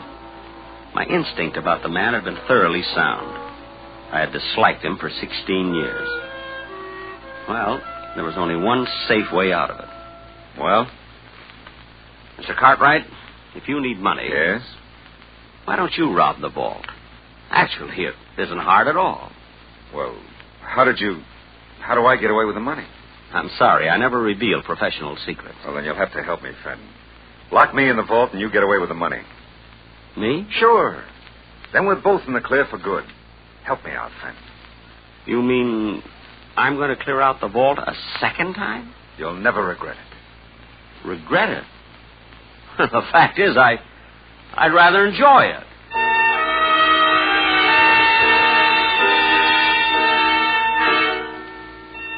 We settled on the following Friday. Friday nights, the store stayed open till 9, and they were having a big white sale that day. The money was already stacked on Mr. Cartwright's desk when I got there. It was a juicy haul. I didn't see Mr. Cartwright around, but... Hello, Mr. Fenton. Miss Prentice. But the money. I was listening when you and Mr. Cartwright made your plans, Mr. Fenton, and he caught me and forced me to help him. You understand, Harold. I mean, Mr. Fenton. Harold, times like these draw people together quickly, don't you think? Oh, I do. I really do. Miss Prentice. Helen. Thank you. Helen, Miss Prentice, Mr. Cartwright mentioned a woman in his life. You're not the one? Harold, of course not. Excuse me. I just thought... You remember the office party last Christmas? Oh, that? Well, that was just because he was under the mistletoe. And if you'd been under it instead of Mr. Cartwright... Really? Well... Oh, Fenton, you're here. Good. Anybody see you come up? It doesn't matter, really, Mr. Cartwright. Might even be better that way. Then you and Miss Prentice can say that I left minutes before the bandits arrived. You're right, of course, Harold. Thank you. Are you ready, Mr. Cartwright? I brought some wrapping paper for the money. Even brought along a handle with care sticker. That's the Fenton touch, you know. Get on with it, will you? No need to be nervous. There. Neat? I spent 8 years in wrapping and mailing. All right. You know what to do with it, Helen. I know. Just a minute, Mr. Cartwright. I'm to take the money, remember? There's been a change, Fenton. We rewrote the script. You think that's wise? To fly in the face of my experience? Now, look, Fenton, we're not children. You lock us in the vault and take off with the money. You think we'd ever see you again? Well, you're questioning my honesty? I'm sure Miss Prentice will vouch for me. We're rather good friends. Miss Prentice. Helen. Unfortunately for you, Fenton, Helen's on my side. Now, if you wouldn't mind getting into the vault, huh? Me? In the vault? But... This is a loaded gun, Fenton. Get in the vault. But... You came back for a second helping, that's all. The Confederate got away with the money, but I courageously slammed the vault door on you and went for help. But... Will they believe me? I imagine they'll find $50,000 somewhere around your house. They'll believe me. Helen. I see. I'm sorry, Harold. It's a nasty trick, but we're nasty people. You should have stuck to squirrels. Just one thing, Fenton. How did you ever get that $50,000 out of here the first time? How? Well, I didn't, Mr. Cartwright. You didn't? Then where is it? It's still in the vault. I don't believe it. Oh, it's quite cleverly hidden. It took me most of that night. I was locked in. Get in there and show me. I'm sorry, Mr. Cartwright. Get in there! No. I went through a lot for that money, Mr. Cartwright. 30 years. I just as soon you shot me. Helen, hold the gun on him. I'm going in and look. Oh, don't be long. What if somebody should walk in? I'll be able to see if he's lying. Just watch him. You see anything? Not yet. I don't think it's possible. Open the door so I can get some more light. Must be true. Crime changes people. I had never lied, yet I lied to Cartwright. I had never used violence, yet I got behind Helen and... I guess I'll go home. Mother will be wondering what's happened to me.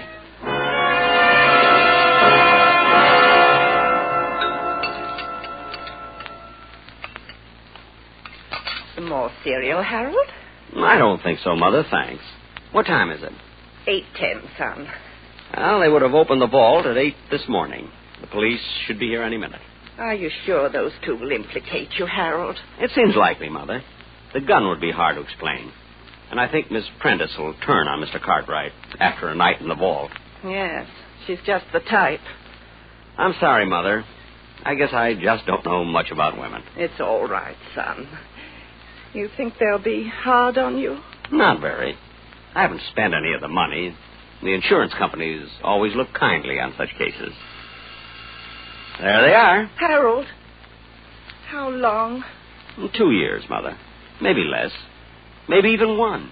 It's still a long time. A long time? After 30 years in Waterman's? Hardly. I'll get the door.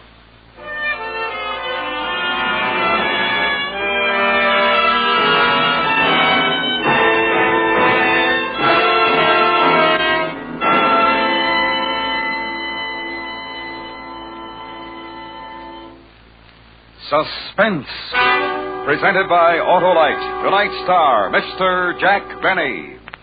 This is Harlow Wilcox speaking for Autolite, world's largest independent manufacturer of automotive electrical equipment.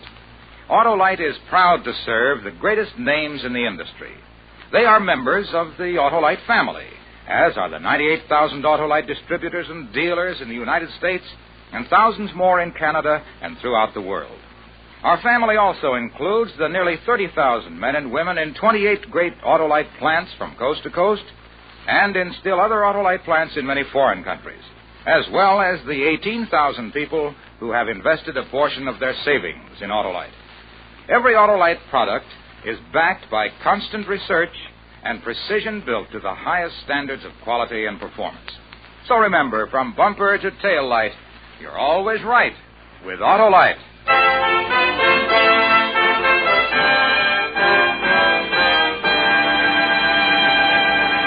Next week, a story of revenge. The desperate effort of a murderer to destroy the man who had committed him to prison. The story is called Concerto for Killer and Eyewitnesses. Our star, the director of Suspense, Mr. Elliot Lewis. That's next week on Suspense. Suspense is produced and directed by Elliot Lewis, with music composed by Lucian Morowick and conducted by Lud Gluskin. A Good and Faithful Servant was written for Suspense by Richard M. Powell. Portions of this program were transcribed. In tonight's cast, Norma Barden was heard as Mrs. Fenton, Doris Singleton as Helen, Gerald Moore as Mr. Cartwright, Joseph Kearns as Mr. Waterman, Hy Averback as Lieutenant Miller, and Charles Calvert as Mr. Wolfe. For the location of your nearest Autolite spark plug or Autolite battery dealer, or your nearest authorized Autolite service station, phone Western Union by number and ask for operator 25. Switch to Autolite. Good night. This is the CBS Radio Network.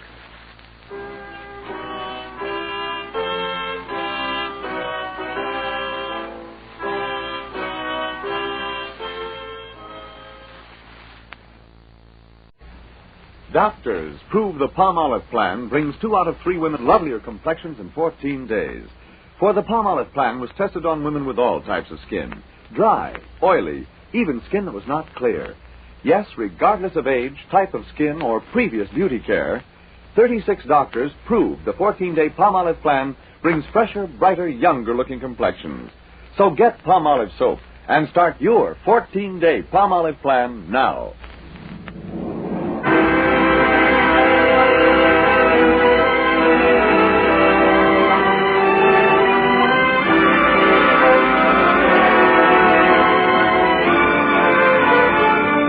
Ladies and gentlemen, Dennis Day. Oh,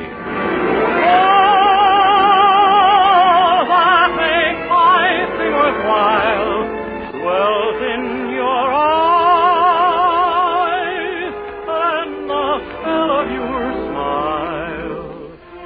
Dennis Day is brought to you by Colgate Dental Cream and Luster Cream Shampoo. Colgate Dental Cream to clean your breath while you clean your teeth. Luster Cream Shampoo for soft, glamorous dream girl hair.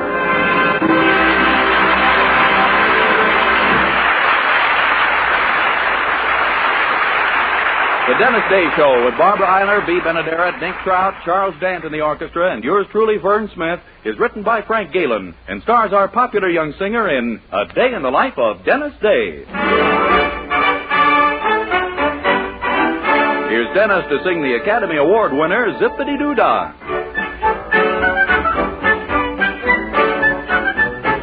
Zippity-doo-dah, zippity-yay. My, oh my, what a wonderful day. Plenty of sunshine heading my way. Zippity-doo-dah, zippity-yay. Mr. Bluebird on my shoulder. It's the truth, it's actual. Everything is satisfactual. Zippity-doo-yay.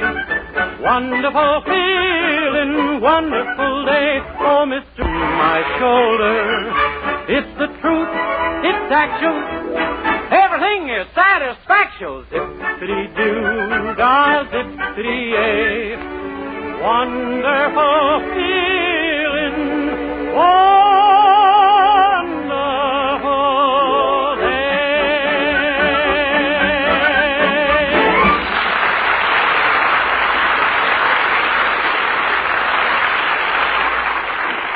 Colgate Dental Cream cleans your breath while it cleans your teeth. No other toothpaste does a better job of cleaning teeth than Colgate Dental Cream. For Colgate Dental Cream has a safe polishing agent that cleans your teeth both gently and thoroughly, brings out their natural sparkle and beauty. You can actually see and tests prove that Colgate Dental Cream cleans your breath while it cleans your teeth. Yes, actual scientific tests prove conclusively that in 7 out of 10 cases, Colgate instantly stops unpleasing breath that originates in the mouth. Colgate Dental Cream is famous for its wonderful wake-up flavor, too. Nationwide tests of leading toothpaste prove that Colgate's is preferred for flavor over every other brand tested. Yes, preferred over every other brand tested. And no wonder. For Colgate Dental Cream is the result of constant effort to produce the finest toothpaste in the world today. For cleaning teeth, for flavor, for sweetening breath. So see if you don't agree with the millions who have made Colgate Dental Cream America's favorite toothpaste. Try Colgate Dental Cream to bring out the natural sparkle and beauty of your teeth. For a wake-up flavor you'll thoroughly enjoy. And always use Colgate Dental Cream after you eat and before every date to clean your breath while you clean your teeth.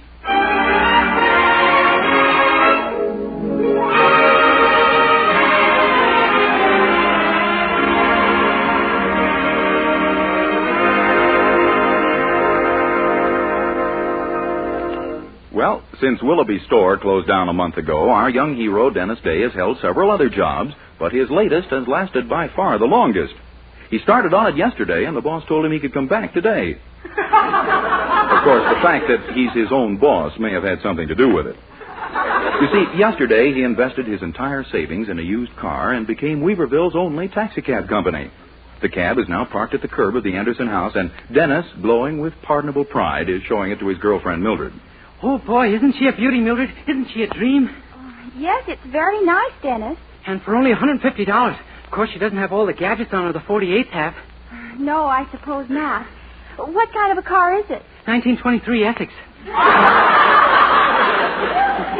isn't that a little old, Dennis? All the cars the man had for $150 were a little old. I took this one because it runs on gasoline. Oh, I see. Well, I guess the people here will be grateful to have any kind of a taxi cab in town. Oh, you never saw such gratitude in your life, Mildred. I've had 4 customers so far, and every one of them, when they got to their destinations, they got down on their hands and knees and kissed the ground.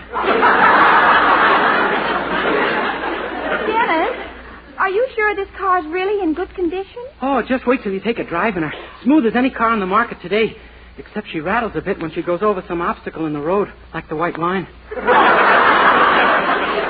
She rattles when she goes over a white line? Well, I think I loosened her up a little yesterday when I drove over the top of that tree.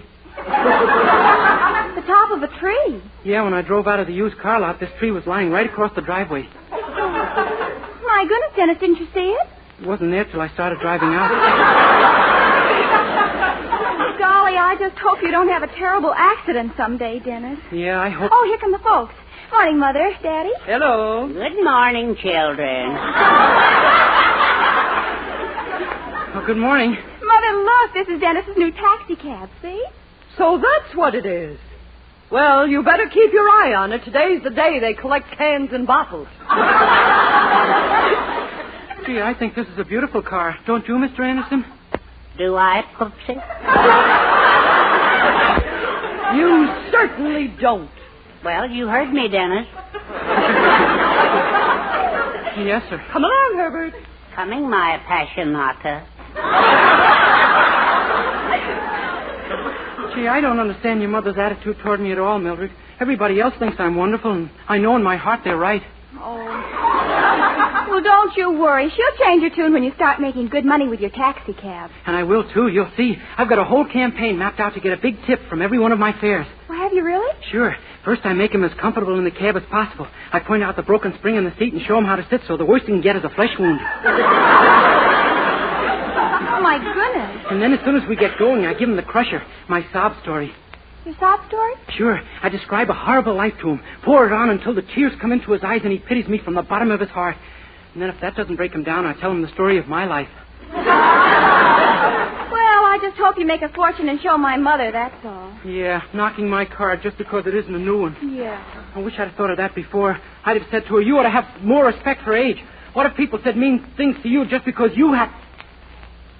Second thought, maybe it's just as well I didn't.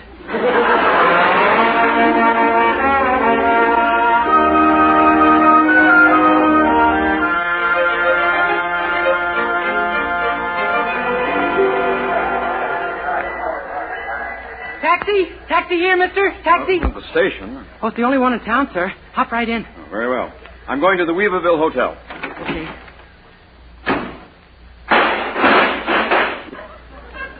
I guess I should have warned you about that, sir, when you slammed the door. Well, fix it up and let's get going. I'm in a hurry. Oh, yes, sir. I'll put it up front here with me. Okay, here we... Oh, you better sit a little further over toward the left-hand corner, sir. The left-hand corner? Why? Well, there's a loose spring in that seat, and all of a sudden... And you'll make the rest of the trip by air.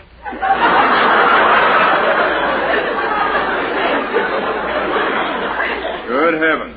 Okay, here we go.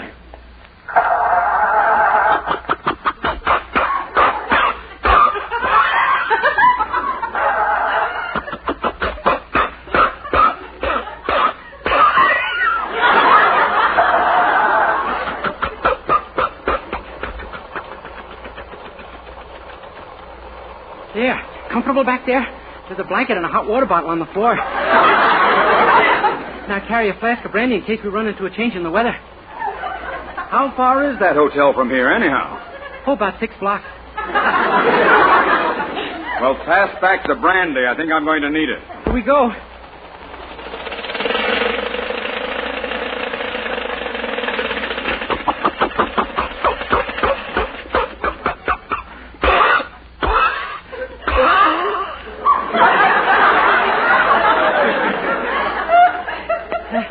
I understand they licked that. Don't worry. I'll have her fixed in no time. Let's see now. What am I going to do?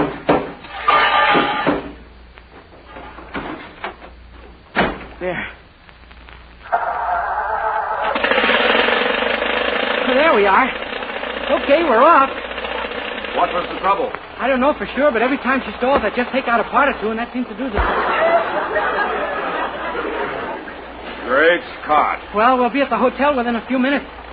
Gee, I guess you'll be the last fare I'll be able to accept today. I have to go over to the hospital this afternoon. The hospital? Yeah. To see my poor old mother. They've operated on her 11 times. Oh, I'm sorry to hear. Yeah. We think there may be something wrong with her.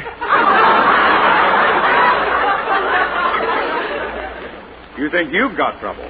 My father was in a hospital for 8 years. He was? Well, you don't know what else happened to us. My brother fell down a flight of stairs and broke both arms. I lost both my brothers. The house burned down one night with them in it. How about my sister's child? He has 2 heads.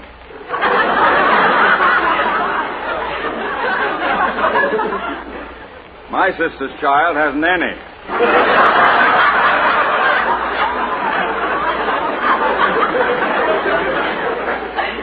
Slipped and fell one day on the trolley car track.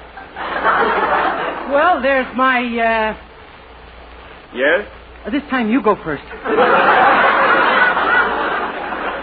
Never mind. Aren't we anywhere near that hotel yet? Oh, it's just a block or so now, and then we'll be... Oh, my goodness.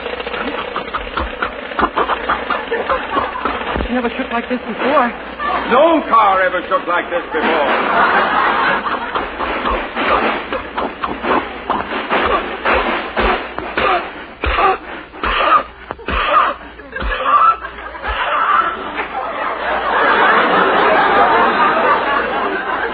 I think we got a flat. A flat tire? No, the bottom of the car is flat against the road. What? And I'm sure I can fix it in a second. Never mind. I'll walk the rest of the way. Oh, but Mr. I was a fool ever to get into this thing in the first place. Of all the stupid clumsy... Hey, mister, wait! Hey, mister! Forgot his briefcase, too. Papers all over the place. I'd better see if I can't get... Hey, what's this one say? Deed to all land comprising Weaverville County assigned to Martin Joyce by the United States Land Office, April 5th, 1849. Holy smoke, have I got a new landlord? The whole town? Oh, I better look into this.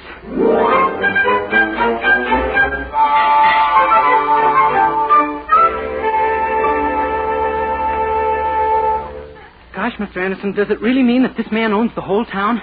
Well, I'd hesitate to say before we see a lawyer, Dennis, but this certainly looks like an official land grant from the United States government. Yeah? They did do things like this right after the Mexican War. What Mexican War? 1848, don't you? 1826 was probably over by then. Well, in any event, we've got to get busy right away. Now, the mayor must be warned immediately. Yes, sir.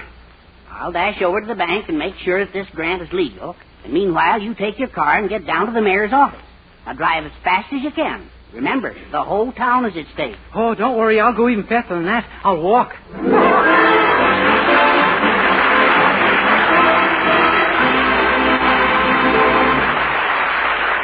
And now, before we go on with this story of a day in the life of Dennis Day, here's our young hero himself to sing Pianissimo. The melody was played pianissimo. The harmony was so very sweet.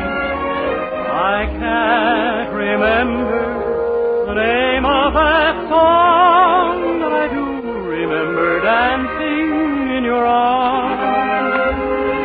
And then a voice came through pianissimo with lovely words that seemed to repeat.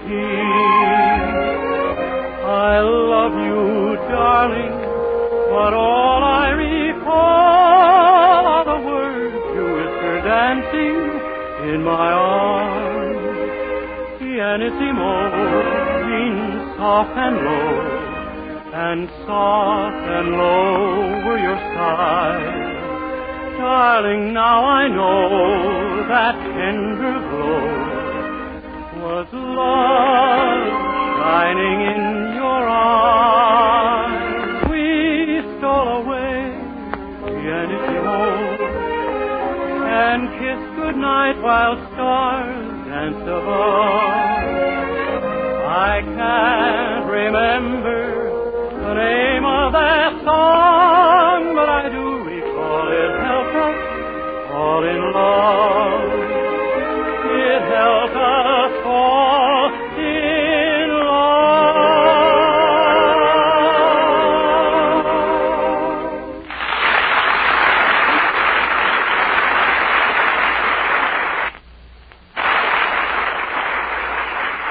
Well, our young hero, Dennis Day, found an old government indicates all too clearly that the town of Weaverville belongs not to its citizens, but to the heirs of a man named Martin Joyce. While Mr. Anderson is elsewhere checking the legality of the deed, Dennis is rushed into the mayor's office to inform him of the dire news. Mister, I gotta see the mayor right away. It's terribly important. I'm sorry, young man, but the mayor's leaving on a business trip in exactly an hour, and he can't see anyone. But I gotta see him, I tell you. The owner of Weaverville is gonna take it over. The owner of Weaverville? Sure. His family got the place after the Mexican War. I found out about it when I happened to look in the back of the taxi I was driving. You were driving in this condition? Mister, I'm not drunk. I know. I was just being charitable. Look, the owner of this town is taking the whole thing over under a grant to his family. Please, you gotta believe me. I've dashed all the way through town to warn everyone. Do you want my name? I know it. It's Paul Revere, isn't it? No, it's Dennis Day. And I tell you, there's a paper that says this man owns the whole town unless we do something. Oh? Very well. Let's see this paper. I left it at the Andersons. I thought so. There is one. You haven't got it. Don't you understand? You haven't got it. Look, that... Oh. Well? I haven't got it. I thought not. And therefore, I repeat what I said a moment ago. The mayor is seeing no one today. But you gotta... No one. Pardon me. I'd like to see the mayor, please. Oh, yes, of course. Go right in. Thank you. Gee, I could have sworn that was someone. It was. That gentleman, and let you see the mayor gets $2 for performing marriages. Oh? Do you know Mayor Oldsberg? Yes. Then you know he'll see them. Never too busy for a marriage or a funeral, our mayor. Gosh, you mean that... Oh, boy, excuse me. I just had a sudden thought. I do hope he treats it well. Poor little head.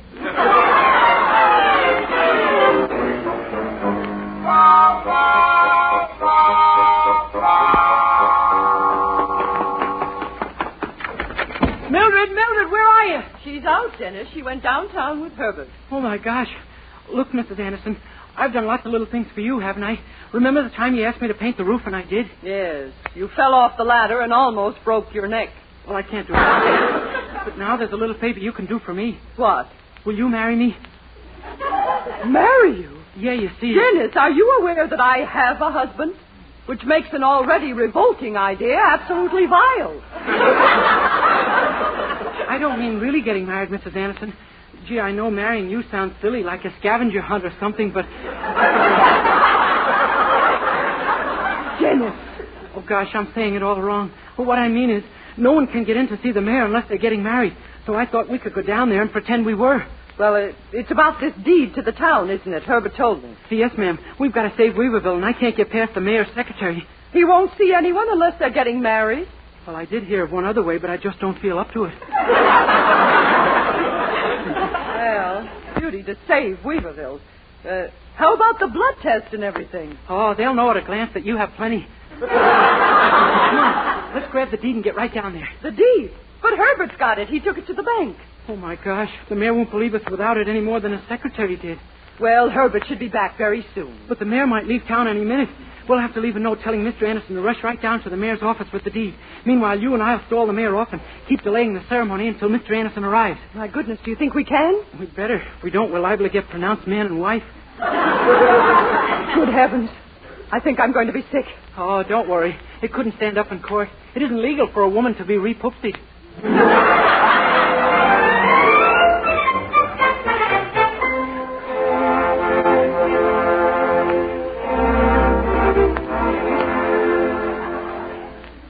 Now, remember, Mrs. Anderson, we got to put this over. Act kind of coy and fuss like a bride. Try to seem beaten and dejected like a bridegroom. Come on. Hello? We want to see the mayor and be married right away. Very well. What? You again? Yeah, this girl and I want to get married. What girl? Oh, you mean this is the bride right here? Yeah, there was nobody else home. I don't understand that, and I congratulate myself for it. Are you quite sure you're serious about this marriage? Oh, sure. I'll say we are. Aren't we, honey? We're madly in love with each other. We've been engaged for quite some time. And now we want to get married. You know, I have a feeling you belong together. And now may I have your names, please? Dennis Day and Clara Anderson. I'm Dennis Day. I never would have guessed. Now then, your birthplace, please, Miss Anderson. Chicago. Your age? 39. You too? What's the matter with Illinois? Don't they count the first 20 years? Just put down 39 years. Very well. Your age and birthplace, Mr. Day? 22 and a Chevrolet. Chevrolet? Yeah, Daddy picked a horrible time to run out of gas. I see. And now one last question, which I simply dread asking. Has there ever been any insanity in either of your families? No. Thank you. There are times down here at the License Bureau when we just hold our breath. Now I'll tell the mayor you're here. Your Honor, there's a couple out here who want to get married. Well, send them in and hurry. I haven't much time. Go right in, folks. I'll follow and be the witness. Dennis, what shall we do? There's still no sign of Herbert with that paper. Well, just keep stalling. Anything we can think of. Good afternoon, Your Honor. Oh, well, good day, my friend. I'm in a bit of a hurry, but I guess you won't mind that, eh? Now, then, if you two will stand right here. Oh, that's fine. We'll begin the ceremony. Dear friends, we are gathered... Oh, wait a minute. I just happened to think. I forgot the ring. Oh, that's all right, my boy. I have a whole drawer full right here for just such cases. Oi.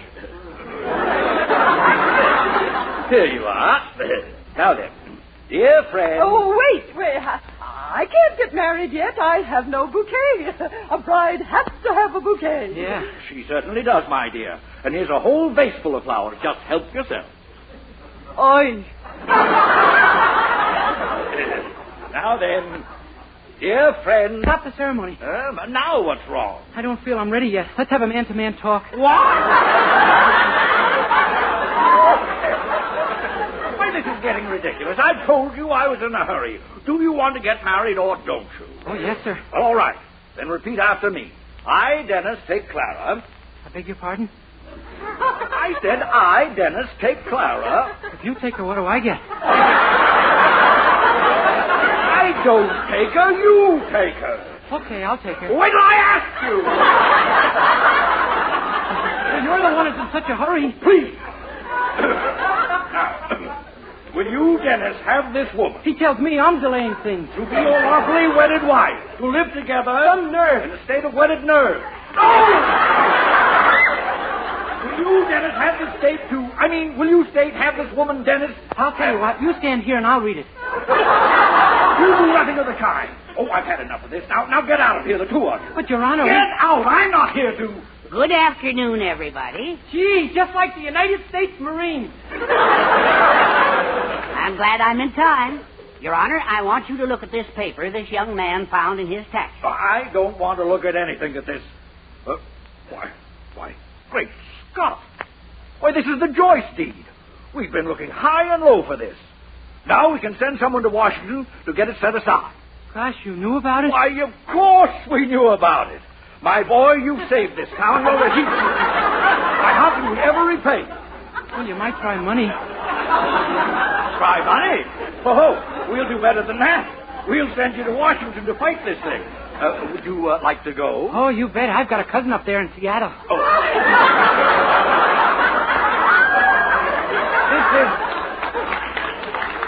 This is Washington, D.C. Oh, that place. Now, listen. This has got to be kept very secret. Uh-huh. Joyce wants that paper back. And if he sees you getting on a train, he'll know... Wait a minute, I've got it. Huh? We'll send someone with you, and the two of you can pretend to be a honeymoon couple. But gosh, who can we get? Don't look at me. I've gone as far as I'm going. We can't let anyone else in on the secret. Well, how about Mildred? She knows already. Absolutely not. But gosh, there isn't anyone else who knows except... Hello, honey bunch. Hello, love bundle.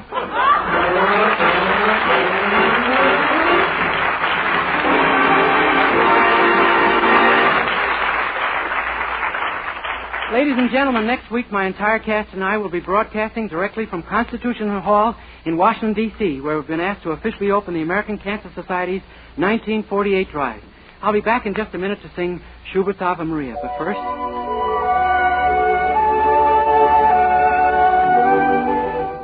Grand news, wonderful news. Now Luster Cream Shampoo comes in tubes as well as jars. Yes, Luster Cream, the utterly new cream shampoo that gives you soft, glamorous dream girl hair. Try Luster Cream Shampoo. 4-ounce jar, $1. Smaller sizes, tubes or jars, whichever you prefer, 49 and 25 cents. But whether you prefer the tube or the jar, you will prefer Luster Cream Shampoo. Be a dream girl. A lovely Luster Cream girl. Dream girl, beautiful Luster Cream girl. Hair that gleams and glistens from a Luster Cream shampoo. Dream girl, beautiful Luster Cream girl. You owe your crowning glory to a Luster Cream shampoo.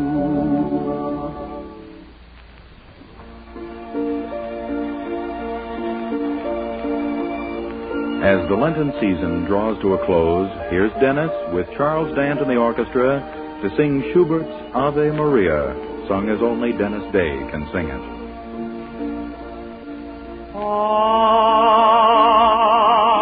Ave Maria,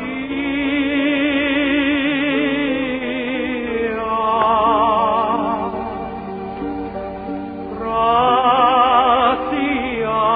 plena, Maria, gratia plena, Maria.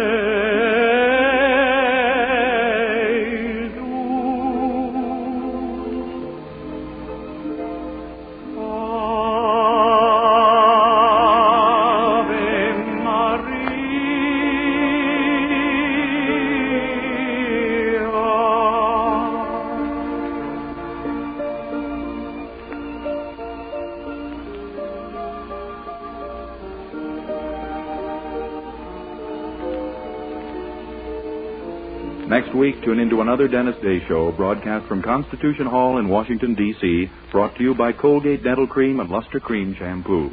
Vern Smith speaking. Good night. This is NBC, the national broadcasting company.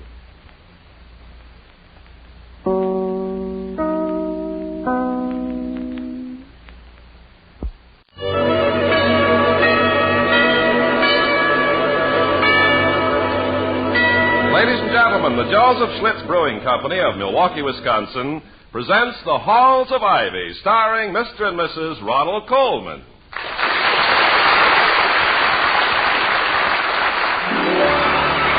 When there's beer on your mind, your best thought is Schlitz, the beer that made Milwaukee famous. More people like the taste of Schlitz than any other beer. That's why Schlitz is the largest selling beer in America. And now, the Halls of Ivy.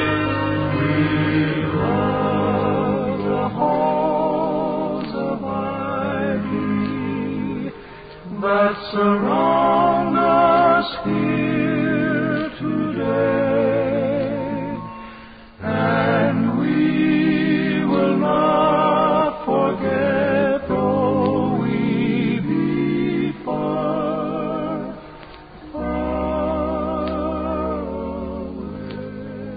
Welcome again to Ivy College, that is, in the town of Ivy, USA. The inimitable Dr. Johnson once observed that there must be a time in which every man trifles, and the only choice that nature offers us is to trifle in company or alone. Dr. William Todd Hunter Hall, president of Ivy, has made his choice. He prefers to share his trifling, as well as all other things, with his wife, the former Victoria Cromwell of the London stage. Now, Josiah Todd Hunter, Dr. Hall's maternal grandfather, was no trifle in his time, and neither is the moving of his portrait. Now, wait a minute, Toddy. Grandpa's shoulder's sagging. Hitch up his left side a little. See? Yeah, I know. This wire's in the way. It's got Don't try and talk. You swallow the nail. Here, here's the hammer. Go ahead. I'll hold the ladder. Now, watch out, darling. Grandpa's on the floor again. Yeah, just like Grandfather, always resisting change. He was a reactionary of the most virulent type. Although antedating the automobile, he saw life almost exclusively through a rear-view mirror. I wondered why he looked so grim. Would you smile if you'd been dropped on your ear? Yeah, but he's always looking that way, Toddy. Because he was always falling on his ear. Ever since that time near the Chickahominy in 1862, in our war between the states. And now, if you'll hand me my grandfather, Vicky, I'll try to hang him again. There he is. There. That's solid. Well, Vicky, what do you think of him there? I'm not sure. Darling, tell me, what did Chica have to do with hominy? Well, my grandfather, regarding us so malignantly from the wall, was in the fighting along the Chickahominy River during the Civil War. Well, which war was Gramps in, the Civil War or the war between the states? Vicky, a trifle more regard for the history of your country by marriage would reveal the fact that they are or were one and the same war. Oh. Well, then why didn't you call It it is the same considered thing? in certain circles, just why, I do not know, that the phrase war between the states is a more courteous term. If so, I am willing to use it, even though it is a euphemism. And I dislike most euphemisms. But this is a very educational few minutes, Doctor. Are you an expert on euphemia? I don't know. I've never been there. Where? Euphemia.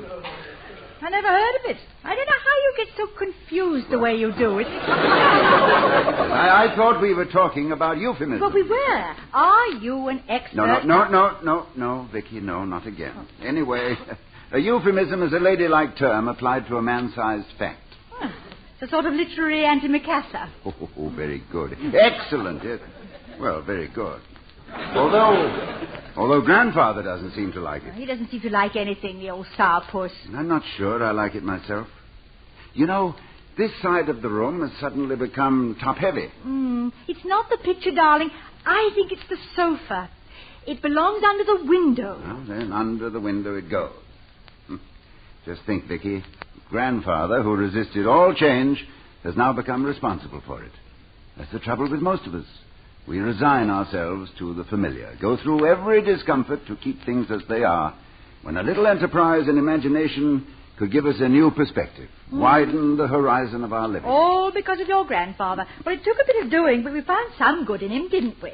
Well, now let's get going. Now, you push, and I'll steer. All right. You ready? Yeah, I'm ready. Now, that's a bit more. No, wait, no, Toddy, wait. The carpet's all bunched up. Oh, well, that's easily fixed. Now, when I lift the sofa, you smooth out the rug under this end. You ready? Ready. All right, up you go. There. You got it? Is it smooth? Well, the rug's all right, but you're a bit hard to smooth. You're standing on it. Is this better? Well, it is squinch a little. All right, I'm squinched. That's better. That better? Now, you hold it steady. I will. Oh, my. What's the matter? What a pity. Look at that hole. Just look at it. It's a burn, I guess. Victoria. I've been trying so hard to make that rug last. You'd never suspect that behind a sofa. Victoria. Right in the place it wasn't even worthwhile for me to give up my pipe. Victoria. What is it, Toddy? All my life I've tried to hold up my own end, but there comes a time to let go. No hole in the carpet anymore. It's in the floor now.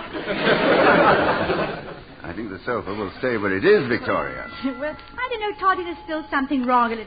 Well, while you decide what it is, I'd better answer the door. Yeah, it must be the cleaner, darling. He promised to bring back my pink coat and skirt this morning. Yes, well, don't try and move anything else while I'm gone.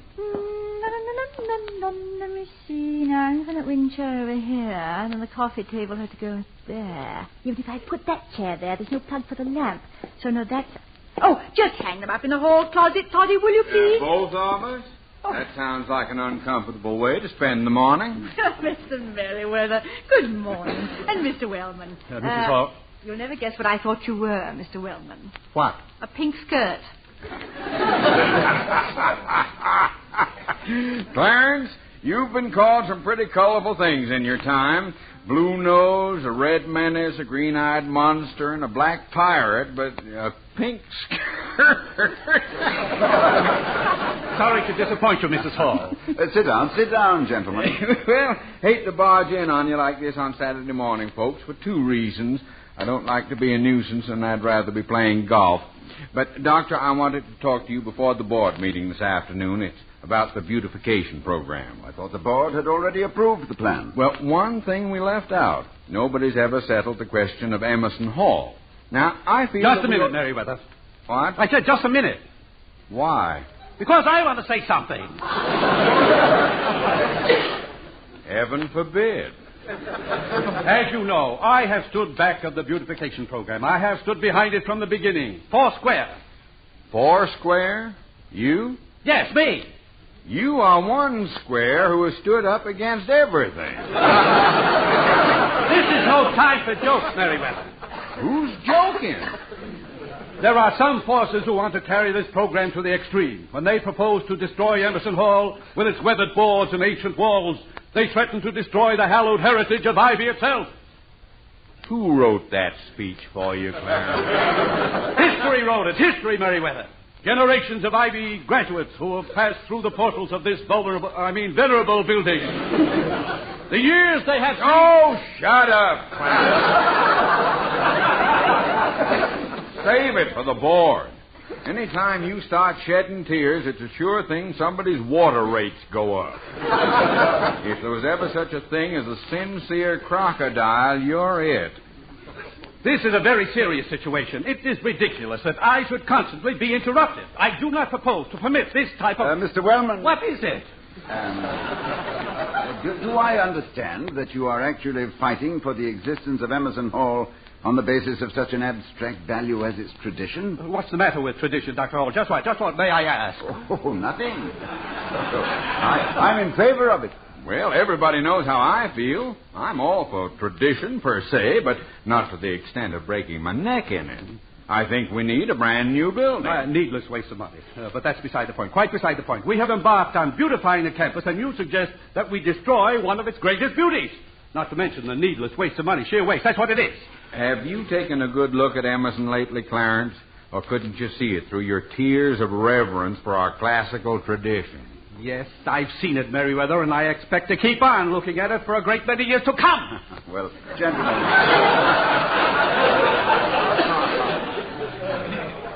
I realize we all have to come to a decision. The one thing we agreed on with regard to our beautification program was that it must be comprehensive. It doesn't do to change things piecemeal. I learnt that this morning by changing a picture from one wall to another.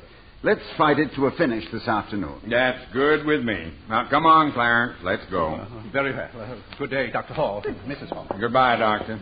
And, Mrs. Hall, next time I promise to call only for purely personal reasons. You'll find me on the steps, damp violets in my hand, and a look of shy adoration on my Merriweather-beaten face. You don't need any reason, Mr. Merriweather. We always enjoy seeing you with or without violence. Hey, goodbye. Goodbye, gentlemen. See you at 2 o'clock. Toddy, I've been thinking about this room now that we've moved the sofa. I know. We really started something, didn't we? But to quote myself, it doesn't do to change things piecemeal. Now, that must be the key. Now, I'll go. How do you do? I am from the phone company. Oh, yes. Well, come in. It's the man from the phone company, Toddy. Oh? Is he here to put one in or take one out?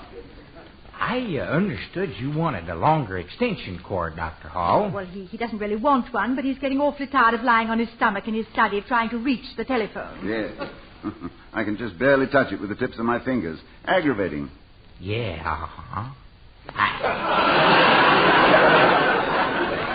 I imagine it is. I wouldn't advise a longer extension, though. You wouldn't? No, ma'am. Personally, I'm against long extension cords. They look awful. You trip on them. They strangle babies and dogs. You never can find the phone. You can say that again. Personally, I'm against long extension cords. They look awful. Park. Just call me Central.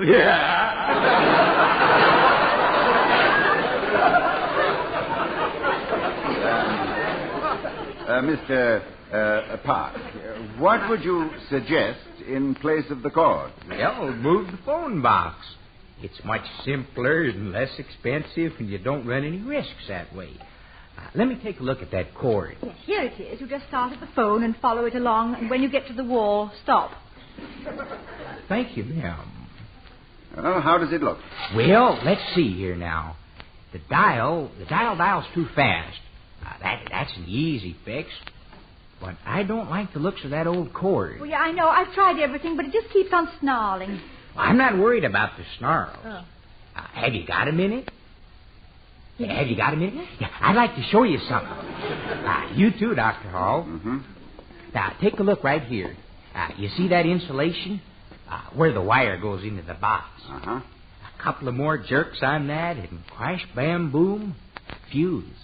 Yes. How is that again? Well, you're just real fortunate I got here in time, Mrs. Hall. Fuse, short circuit, clang, clang, clang, fire. Heavens. have been living dangerously, haven't we? I suppose that wouldn't happen if we had a new and longer extension cord. Well, it'll happen with any kind of cord. Oh. And the longer it is, the more there is to trip over. I've never been in favor of long extension cords. Yes. You said that, Central. I mean, Mr. Park, but I need a phone in my study. Why not install it in the simplest possible way? Well, just give the man the order, Doctor, and sis boom ba. The job's done. Where's the study? Do, re, mi, in there.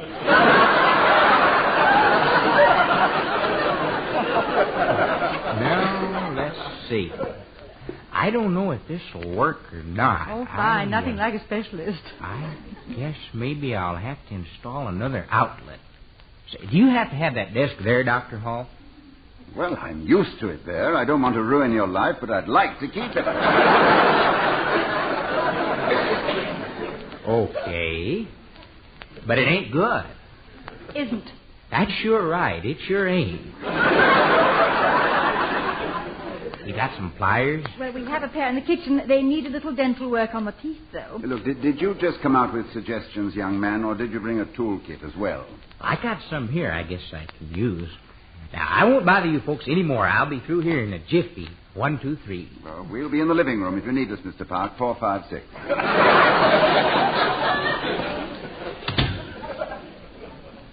He seems to be serious enough about his business. I hope he knows what he's doing. Well, he sounds as if he does. Sounds. That's the most accurate description, Vicky. I've never heard stranger sounds than he uses to... Whammo! Whammo! You see what I mean? I see what you mean. That outburst probably means that he has discovered that my study is bounded by 4 walls. Which reminds me of Mr. Wellman, and I cannot think why. But I can. He said it. Weathered boards, ancient walls, hallowed heritage. He's dreadfully miscast in that role. Doesn't sound at all right coming from him. One man's cliche can be another man's conviction. I'm rather sensitive about Emerson Hall myself, Vicky. It's practically the first thing I remember about Ivy. Dr. Palmer, he was president then, looking down on all us huddled and overawed freshmen gathered together in Emerson to hear his greetings that first staggering week of college. Did you stagger as a Frenchman, darling? I just wobbled as a freshman. I staggered as a sophomore. I fell flat on my face as a junior and crawled gloriously through my senior year. Well, at least I hope you're standing up straight at graduation. Yes, with the staunch support of the proscenium arch of Emerson Hall. So you see, darling, life as an undergraduate began and ended for me in Emerson. Naturally, any judgment I might have about its survival or destruction will be highly colored by grateful memories. Dr. Hall, excuse me, but have you got a minute? Uh-oh. Something I want to show you. Something else? Well, it's not trouble, is it, Mr. Park? Well, it's never trouble with a telephone company, Mrs. Hall. That's nice to know. It's news, too. Just look at here. Look at that. Ain't she a beaut? She? I don't know, Mr. Park. Where is she? Right there. Look at that box. Look at those screws. Oh, rusty, aren't they? Well, of course, they've been there a long time. What's that spot on the wall? That's her, Doc. Ain't she a beaut? That's where the box was. Oh, put it back. The spot looks awful. No, that's too dangerous. I'm sure happy for you that I came out today. Now, look, now, let's all be happy with you, Mr. Park. What is that spot on the wall? Feel the wall, Mrs. Hall. Feel it. You got seepage. I have? Seepage? Well, I'll have the plumber in at once. Wait a minute, Dr. Hall. No, don't tell us there's any more. Well, actually, I can't be sure. You can't be sure of what, for heaven's sake? Well, after all, I'm a telephone man. I don't have all this information at my fingertips. I'm just observant, that's all. Mr. Park. Yes, sir? Would you mind telling us what you're talking about? I'd be pleased to. The truth is, Dr. Hall, you got a big fat case of dry rot.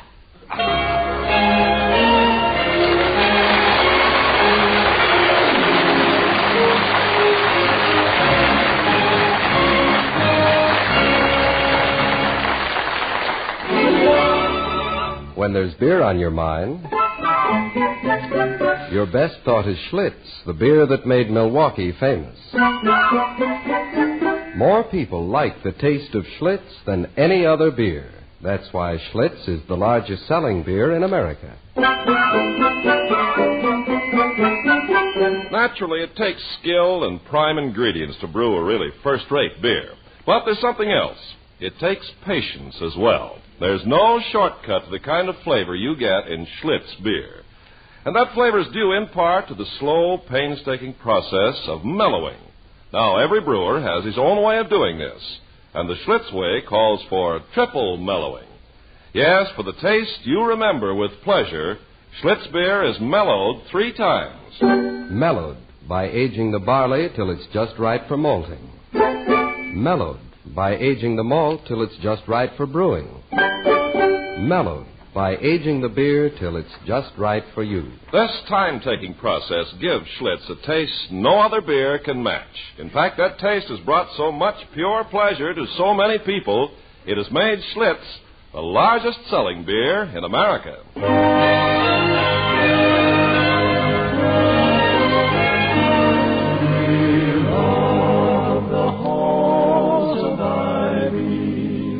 That surround us here today. As we return to Ivy, Dr. and Mrs. Hall are waiting for the young man from the telephone company who's been exploring the nether regions of their house. He's been down in the basement an awfully long time, Toddy. Could something have happened to him? I was just wondering if something could have happened to us. Why should we accept him as an authority of dry rot? He's from the telephone company. That is, Vicky, how do we know he's from the telephone company? Well, if you're really dubious, I'll call the phone company and check on him. With the box dismantled? Dismantled. Remarkable young man. I'll get it. Oh, no, he's not. Yes, it is. No, it isn't. Thank you. Goodbye. Who was it? Wrong number. Excuse me, I heard the phone ring. Was it for me? Yes. No, I don't think it was. It was a wrong number. Oh. Say, Dr. Hall, have you got a minute? Oh, no. It's later than you think, Mr. Park. What is it now? Oh, it's nothing. Nothing at all. At least it's nothing to get worried about. Guess what I found down in the basement? You didn't come across my old fishing rod, did you? No. Guess again. I know. My scrapbooks, they've been lost for years. No. Want to try again? No, Mr. Park, I don't. I obviously do not get the refrigerator nor the vacuum cleaner, and I am certainly not going to try for 6 packages of your product, whatever it is. Okay. Come on down and I'll show you. Now, there's one thing you can be happy about. At this point, Mr. Park, when you say that, I feel myself getting pale and starting to shake like a leaf. You've got a well-built house here. Good, solid beams, fine bracing, and plenty of studs. All in the right places. Yes, except when I try to hang a picture. It looks wonderful down here. It reminds me of an old English house. Everything secure and substantial. Yes, I should think it's a pretty good foundation. Sure. That's why it makes me boil when I see things like this plumbing of yours. It's a disgrace. 3/4-inch pipe. Well, that's why we had that trouble with the kitchen sink. Well, you're going to have more trouble, Mrs. Hall. Mr. Park. Yes, sir? Did you ever hear of a man called Frankenstein? Who? Can't say as I have. Does Dracula ring a bell in your subconscious? No, sir. I've only had freshman courses. You could pass a master's degree in bloodletting. Now, what is the matter with our kitchen sink? Oh. Well, it may go along all right for a while, but one day you're going to wake up, you'll be eating breakfast in a rowboat. Well, you sound even happier about that than you did about the dry rot. Well, it isn't so bad. You certainly weren't planning to live in this house very long, were you, Dr. Hall? I was thinking of it, yes. But, of course, eating breakfast in a rowboat could change my thinking. Well, if you're going to stay here, I'd have the wiring checked over. You're sure lucky I came out. Mr. Park, would it be out of line if I asked you what you brought us down here to see? Certainly not. What I found out here today Oh, brother, what I've saved you. I got here just in time. Gee, you're lucky. The lucky holes. Here we go again. I was hoping I wouldn't find any, but with these old houses, you almost always do. Oh, it isn't. Is it? Yes, Mrs. Hall. Your dry rod has turned out to be termites.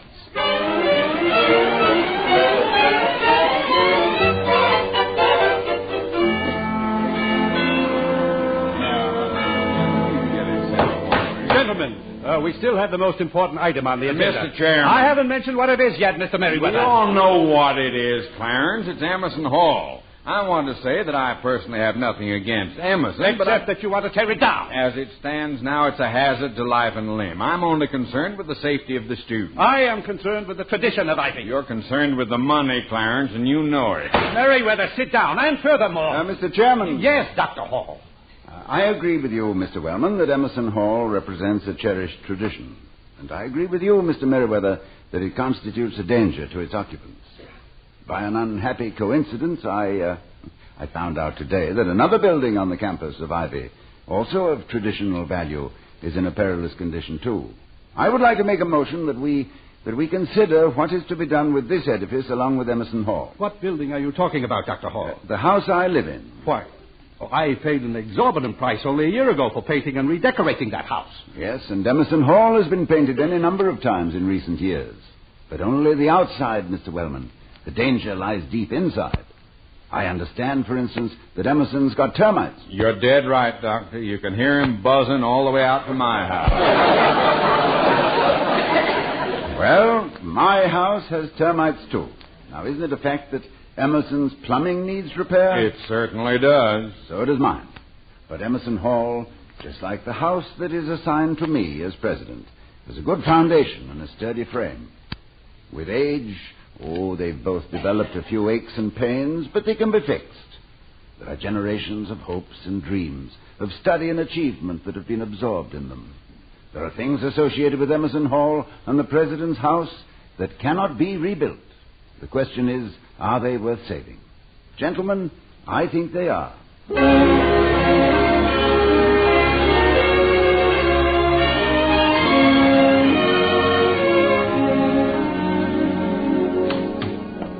Tony, is that you? I'm here, in the living room. Hello, darling. Why, Vicky, look at this room. What happened? Oh, it all got so complicated. I put everything back where it was in the first place. All except Grandfather. He looks the same anywhere. Did Park ever get around to fixing the phone? He fixed it. How? 12 more feet of extension cord. It's all over the house.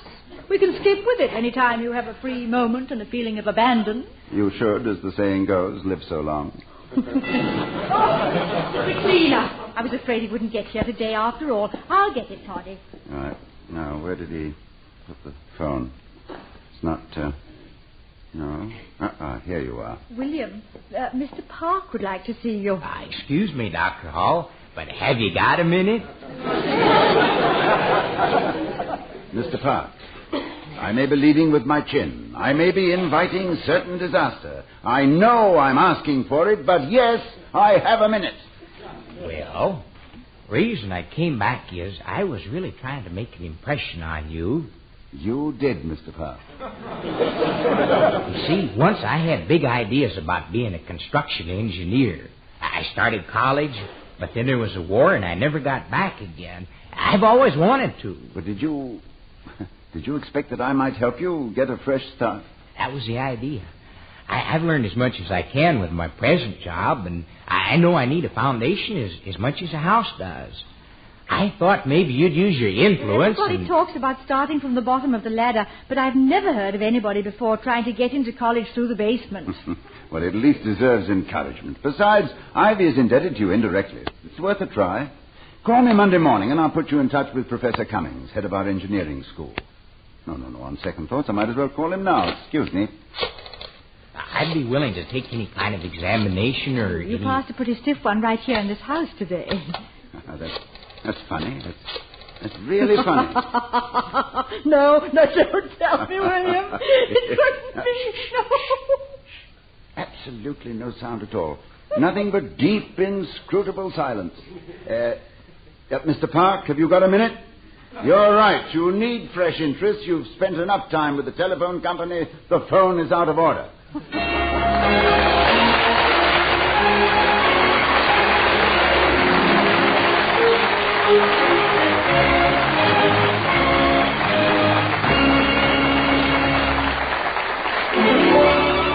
When there's beer on your mind, your best thought is Schlitz, the beer that made Milwaukee famous. More people like the taste of Schlitz than any other beer. That's why Schlitz is the largest selling beer in America. Ladies and gentlemen, in our studio audience tonight is the Joseph Schlitz American Legion Post Rifle Team, which yesterday won first place in the national competition. Our sponsor congratulates the team and salutes all the Legionnaires on the occasion of their national convention here in Los Angeles. Now, here again are Mr. and Mrs. Ronald Coleman. Good night, everyone. Good night.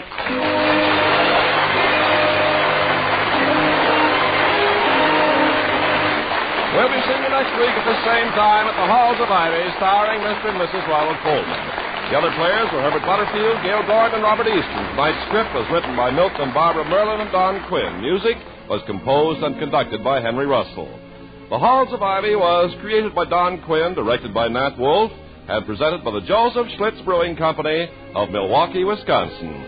Ken Carpenter speaking.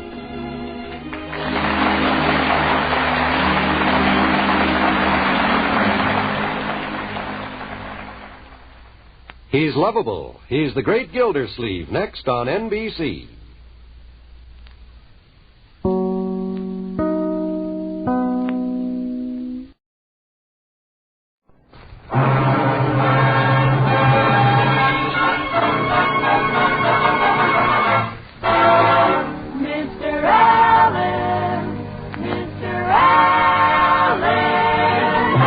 It isn't young Widow Brown, kiddies.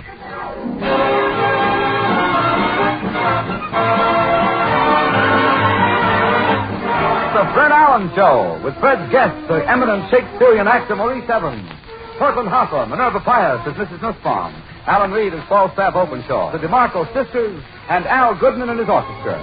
And in case you want to use my charge account at the 5 and 10 cent store, my name is Kenny Delmar.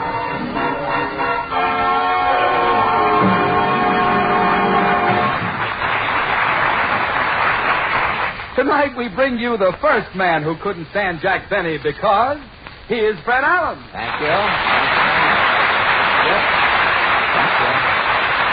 Thank you, and good evening, ladies and gentlemen. And Kenny, you forgot to mention also that I am involved in this unpopularity contest. I'm the judge, you know. Yeah, I can't imagine Jack giving away all that money. I hear he's a little on the thrifty side. Thrifty? Benny is tighter than the cuffs on a jitterbugs pants, Kenny. Can he squeeze money? When Benny lets go of a $5 bill, Lincoln's beard is nothing but a few ingrown hair on one side and a 5 o'clock shadow on the other. Don't worry about it. Benny will make plenty of money on the contest. Yeah, but how can he give away $10,000 and still make money? Well, as the letters pour in, Benny has 10 relatives scraping the glue off the backs of the envelopes. He's going to remake some horses for Crosby. With the old glue... With the old glue, he's going to make fly paper. The flies he catches, he's going to sell to people who own goldfish or who have frogs in their throats. He has a dual market there. He'll clean up plenty, Kenny. I wouldn't worry about Mr. B. Well, Portland. You gave the show a whale of a lift, arriving as you did. These letters and postcards just came for you. Letters and postcards? And they're addressed to Judge Allen, chair of the Jack Benny contest. Well, I'm the judge, but letters should be sent to the Jack Benny contest in Hollywood. Hey, look, what does that top postcard say? It just says, Jack Benny is a jerk, period. Jack Benny is a jerk? Well, you can write up to 50 words. That's only 5 words. Underneath it has 45 ditto marks. Oh, 45 ditto marks. That does it. Well, what's that other letter you have there? It's a poem about Jack Benny. Well, a poem in the contest, too? How does it go? It says, I can't stand Jack Benny because here in my poem I list his flaws. He's cheap, he's old, he has no hair, he has no teeth, his gums are bare. He has no blood in his blood cells, but he must have a nose, 'cause he certainly smells.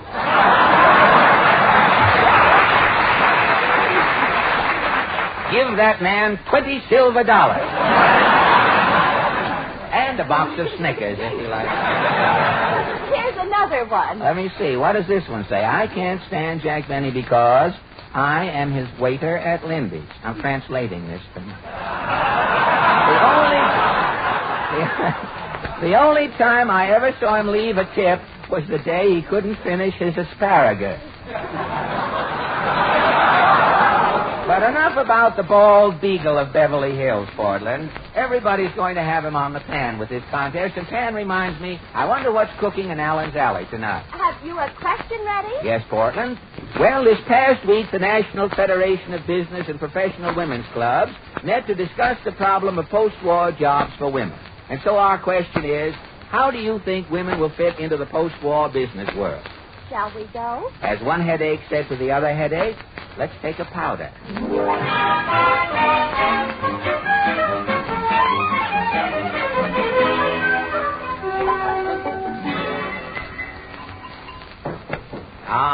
It's so quiet and restful here in Allen's Alley, Portland, but I can put a stop to that just by knocking on the senator's door. Somebody knock. Yes, Claghorn's the name, Senator Claghorn. I know that. I'm from the South, way down south. Every week. Where I come from, when we say cotton, we don't mean no movie actor. Now, wait a minute. Look. But don't butt in, son. Well, Stop blabbing. I'm not trying to... Keep interrupting. Try listening. Well, if I could only get a word. Don't give me no Gettysburg Address, son. Now, look. Senator, slow down a minute, if you will, please. You've only 2 more years in office. What is your opinion of women in the post-war business world? It's got us worried, son. Senator Glass is all broken up. Well, then you... Glass is broken. That's a joke, son. That's witty. Well, I know it's witty. That's real Southern humor. I sensed that it was real Southern humor. I'll go down there and enjoy it someday.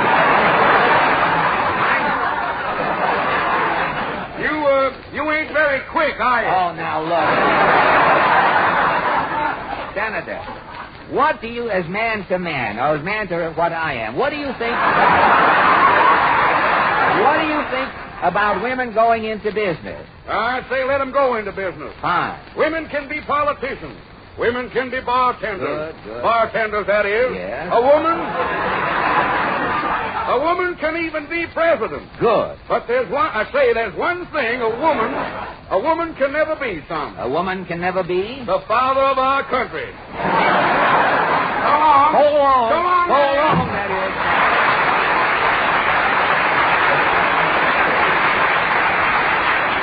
Well, the senator has an answer for everything, even before you ask him.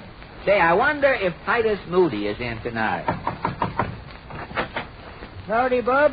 Well, Mr. Moody, how do you feel about women working? Oh, some women overdo it, Bub. Overdo the working?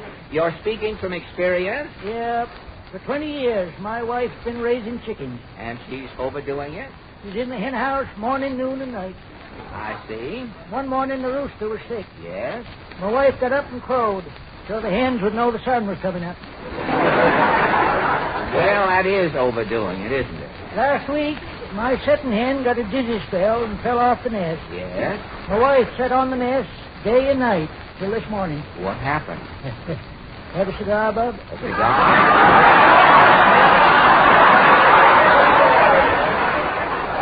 Yeah. I'm a pupper. A pupper, eh? Hen of the prettiest Plymouth Rocks I ever see. So long, sir. Well, Mr. Moody owes me 9 cigars. Well, I think I'll try this next door. No? Ah, Mrs. Nussbaum again. You were expecting maybe Dinah Schnotter. Not necessarily. Tell me, Mrs. Ann, how do you feel about women working? On account want of working, I am losing mine appeal. Your appeal, huh? How do you mean? When I'm 19, I'm having beautiful legs. You had beautiful limbs, huh? They're calling me the Dietrich of the Lancaster. Oh, really?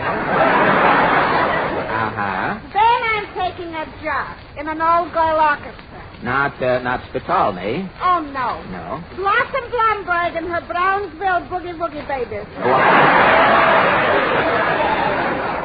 Good. I am playing sitting down the cello. Oh, the cello, huh? For 5 years, every night I'm sitting with between my knees the cello. For 5 years. One night I'm looking on my beautiful legs in the mirror. Yes. You mean, When playing the cello, I am bow-legged. Ah. It's looking like incessantly I am riding a horse. And today with your bow legs. Instead of the Dietrich of the Lancaster. Yes? They are calling me Hop Along Nussbaum.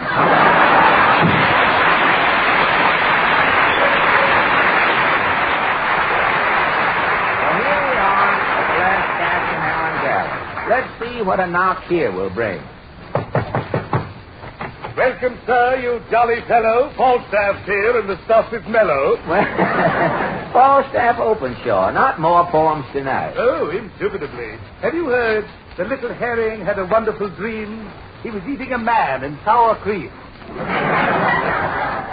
No. Or, I had to stop plucking chicory chicks when Nellie ran off with my mandolin kick. No. How about this? Since Mother got her discharge from the wax, she's back again driving her truck for cash. Now, wait a minute. And from the Bowery Bar, we turn to the Five DeMarco sisters, accompanied by Maestro Al Goodman and his refugees from Roseland. The kids sing Sweet I've Gotten on You.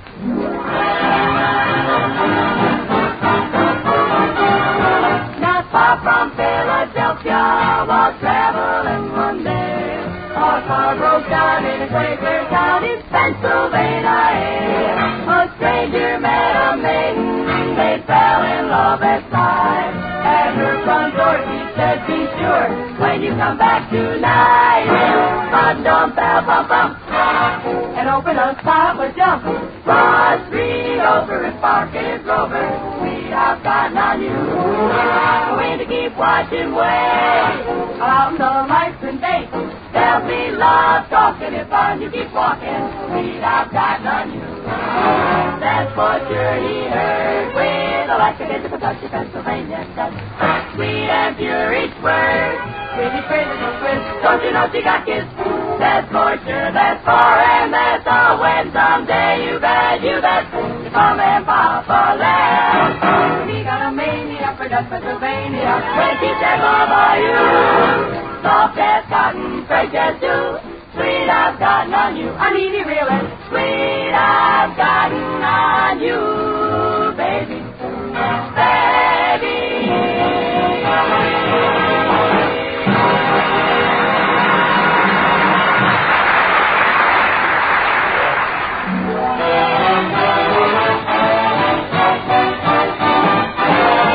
Oh, the weather outside is frightful, but the fire is so delightful. And since there's no place to go, let it snow, let it snow, let it snow.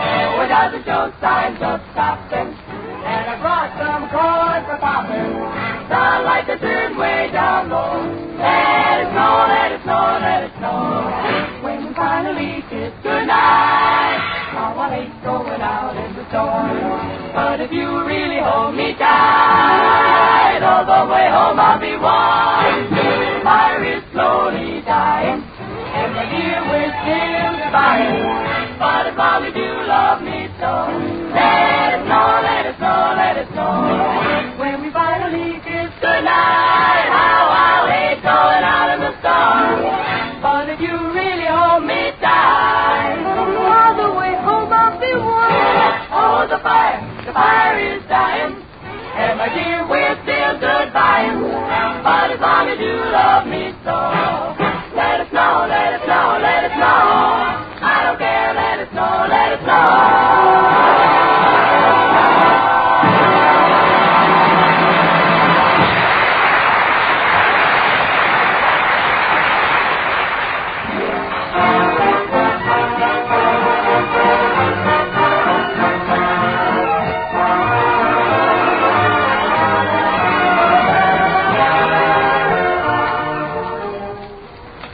was a musical clue played by Maestro Al Goodman and his piecework Philharmonic. If you've guessed what the selection is, and your guess is that's for me, it is partly correct. Say, Portland. Yes? Did you get me that safety pin? Well, I have a bobby pin. Won't that do? No, what I need is a safety pin or a long coat. You tore something? I have a rip in the back of my trousers as big as a shark's mouth when the shark is yawning.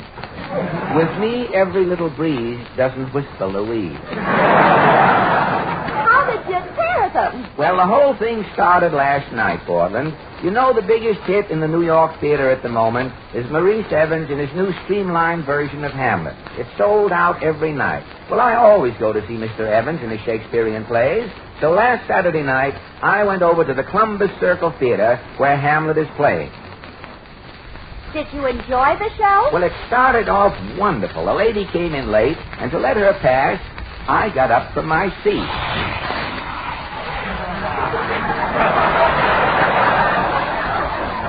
I heard something rip, and then a woman behind me said...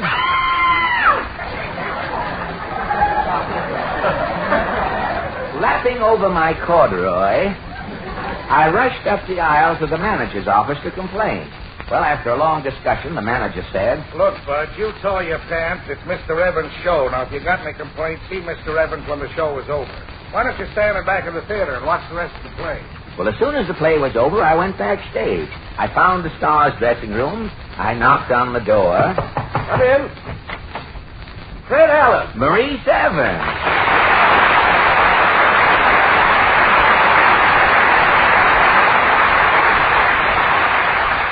Well, Mr. Evans, I hate to bother you. I didn't know you were out front tonight. Well, I was out front. Now I'm out back.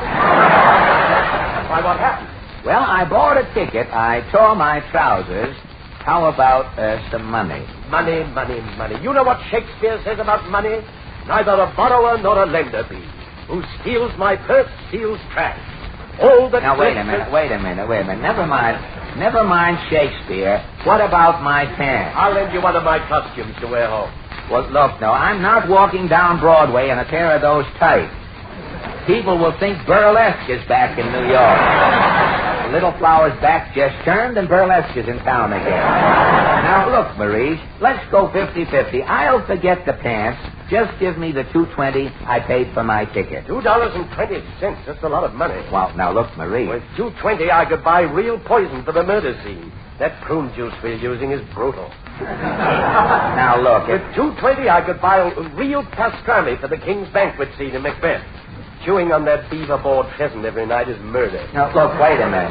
I missed the whole scene in the play, Maurice. Hamlet and his father's ghost. Tell you what I'll do, Fred. Yes? Instead of giving you back your $2.20, yeah? I'll run through that part that you missed. As the scene opens, his father's ghost enters with Hamlet.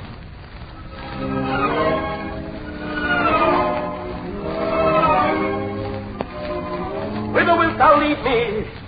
Speak. I'll go no further. Mark me. Speak, I am bound to hear. So art thou to revenge when thou shalt hear. What? I am thy father's spirit. List, list, oh, list, if thou didst ever thy dear father love. Oh, God! Revenge his foul and most unnatural murder. Murder! Murder most foul, as in the best it is. But this most foul, strange and unnatural. Haste me to know it, that I with wings as swift as meditation or the thoughts of love may sweep to my revenge. I find the act. Now, Hamlet here, is given out that sleeping in my orchard, a serpent stung me. But know thou, noble youth, the serpent that did sting thy father's life now wears his crown. Ah, my prophetic soul! My uncle! If thou hast nature in thee, bear it not. Fare thee well at once. The glowworm shows the matin to be near, and begins to pale his ineffectual fire. Adieu! Adieu! Adieu! Remember me! All you host of heaven! O earth! What else then shall I couple hell?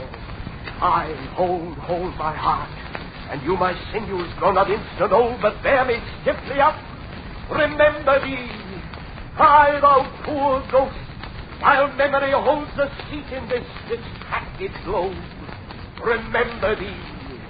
Yea, from the table of my memory I'll wipe away all trivial fond recall, all souls of books, all forms, all precious parts that youth and observation copied there. And thy commandment all alone shall live within the book and volume of my brain, unmixed with baser matter. Yes, I have. Oh, villain, villain, smiling, damned villain, my tables, be it as I set it down, that one may smile and be a villain. At least I'm sure it may be so in Denmark. Now to my word. It is adieu, adieu. Remember me. I have sworn.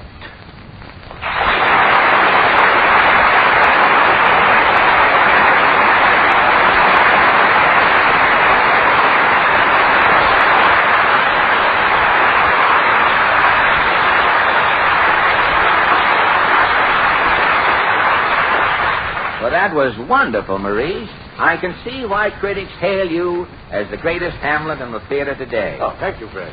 But I'd still rather have my 220 if it's all the same to you. I'm sorry, Fred. I've got to start saving money. I only just got out of the army, you know. Say, were you the Major Evans Jack Benny told me he met in the Pearl Harbor? Yeah. I was in charge of all GI entertainment in the Central Pacific area for nearly 3 years. Did you produce any Shakespearean plays for the troops? Yes, I streamlined Hamlet. The GIs seem to like it. That's the version I'm doing now here in New York. A streamlined Hamlet? Yes, I've eliminated the grave digger scene entirely. The grave diggers are out? You don't say, alas, poor Yorick, I knew him Horatio? No. You don't say that? No, Fred. Why, that was the only way I could ever tell Hamlet from Macbeth. When the leading man took up the skull and said, alas, poor Yorick, I knew it was Hamlet. There is another way to tell Macbeth from Hamlet, Fred. How? Before you go into the theater... Yes? Look at the sign outside. Never thought of that unless it's a Betty Grable picture. Well, Maurice, now that you're out of the Army, I guess you'll stay in the Shakespeare racket, huh? Racket? Fred, how can you call the greatest tradition of the theater a racket? Now, look, Maury, don't give me that theater guild double talk. I don't understand. Now you've got a great gimmick there. The dough is rolling in. Shakespeare's dead. With you, it's all in one pocket. Are you intimating that I put on Shakespeare's plays only because I don't have to pay him royalties? Frankly, yes. If Shakespeare was alive today, he'd be a dead duck. Why, Shakespeare's writing was immortal. He'd be as great a writer today as he was 300 years ago. Why, he couldn't even write for radio, Maurice. Now, you be W. Shakespeare, and I'll show you what might happen if Shakespeare tried to get a job in radio today. The scene, a busy advertising agency.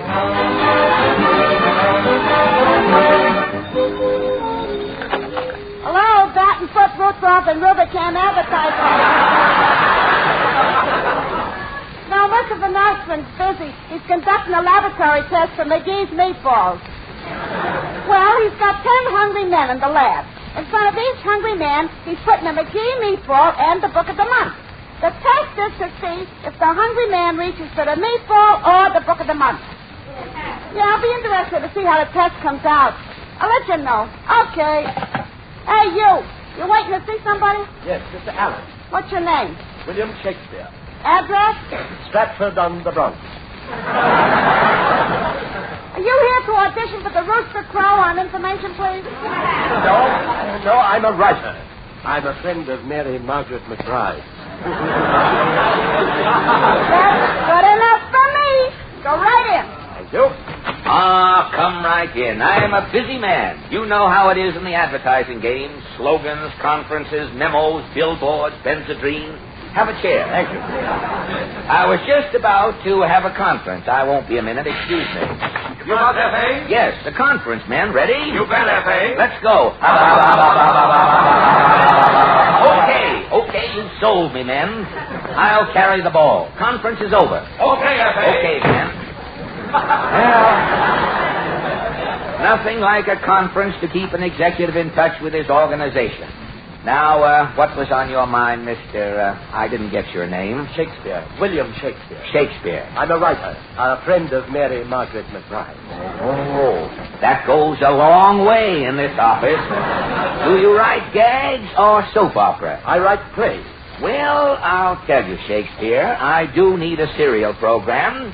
It's for a new product, a soap powder called Doesn't. Doesn't is a new idea in soap powders.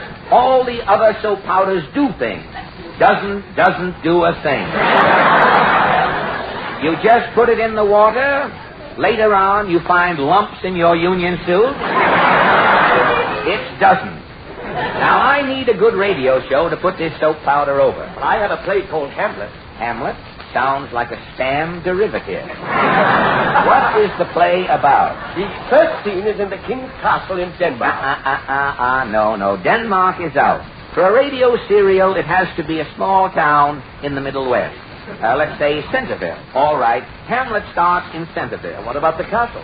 Castle's out. The family is living in a Quonset hut. Now, who is in the family? Claudius, Hamlet, Polonius, Horatio, Gertrude, and Ophelia. Well, Ophelia isn't bad, but those other names are out, Shakespeare.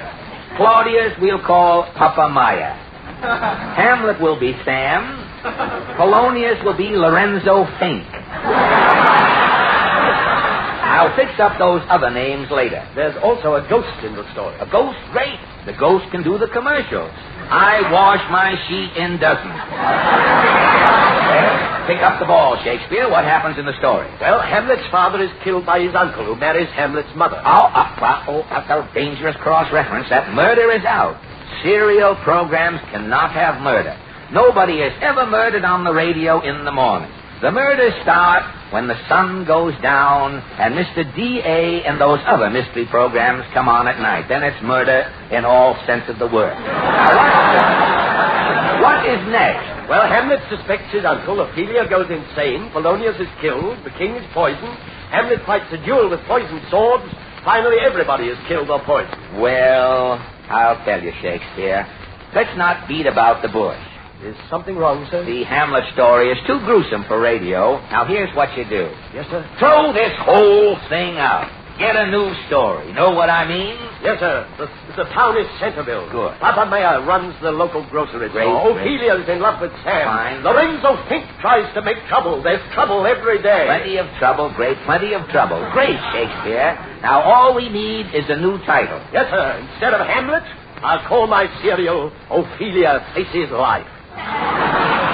You've got yourself a deal, Shakespeare. What do you say? Radio is much ado about nothing. Farewell. Parting is such sweet sorrow. Shakespeare, put down that gun. Shakespeare. Bill, say something. To be or not to be? That is the question. Dad, what an idea. To be or not to be? The serial is out. I'll make the whole thing a quiz program. To be or not to be?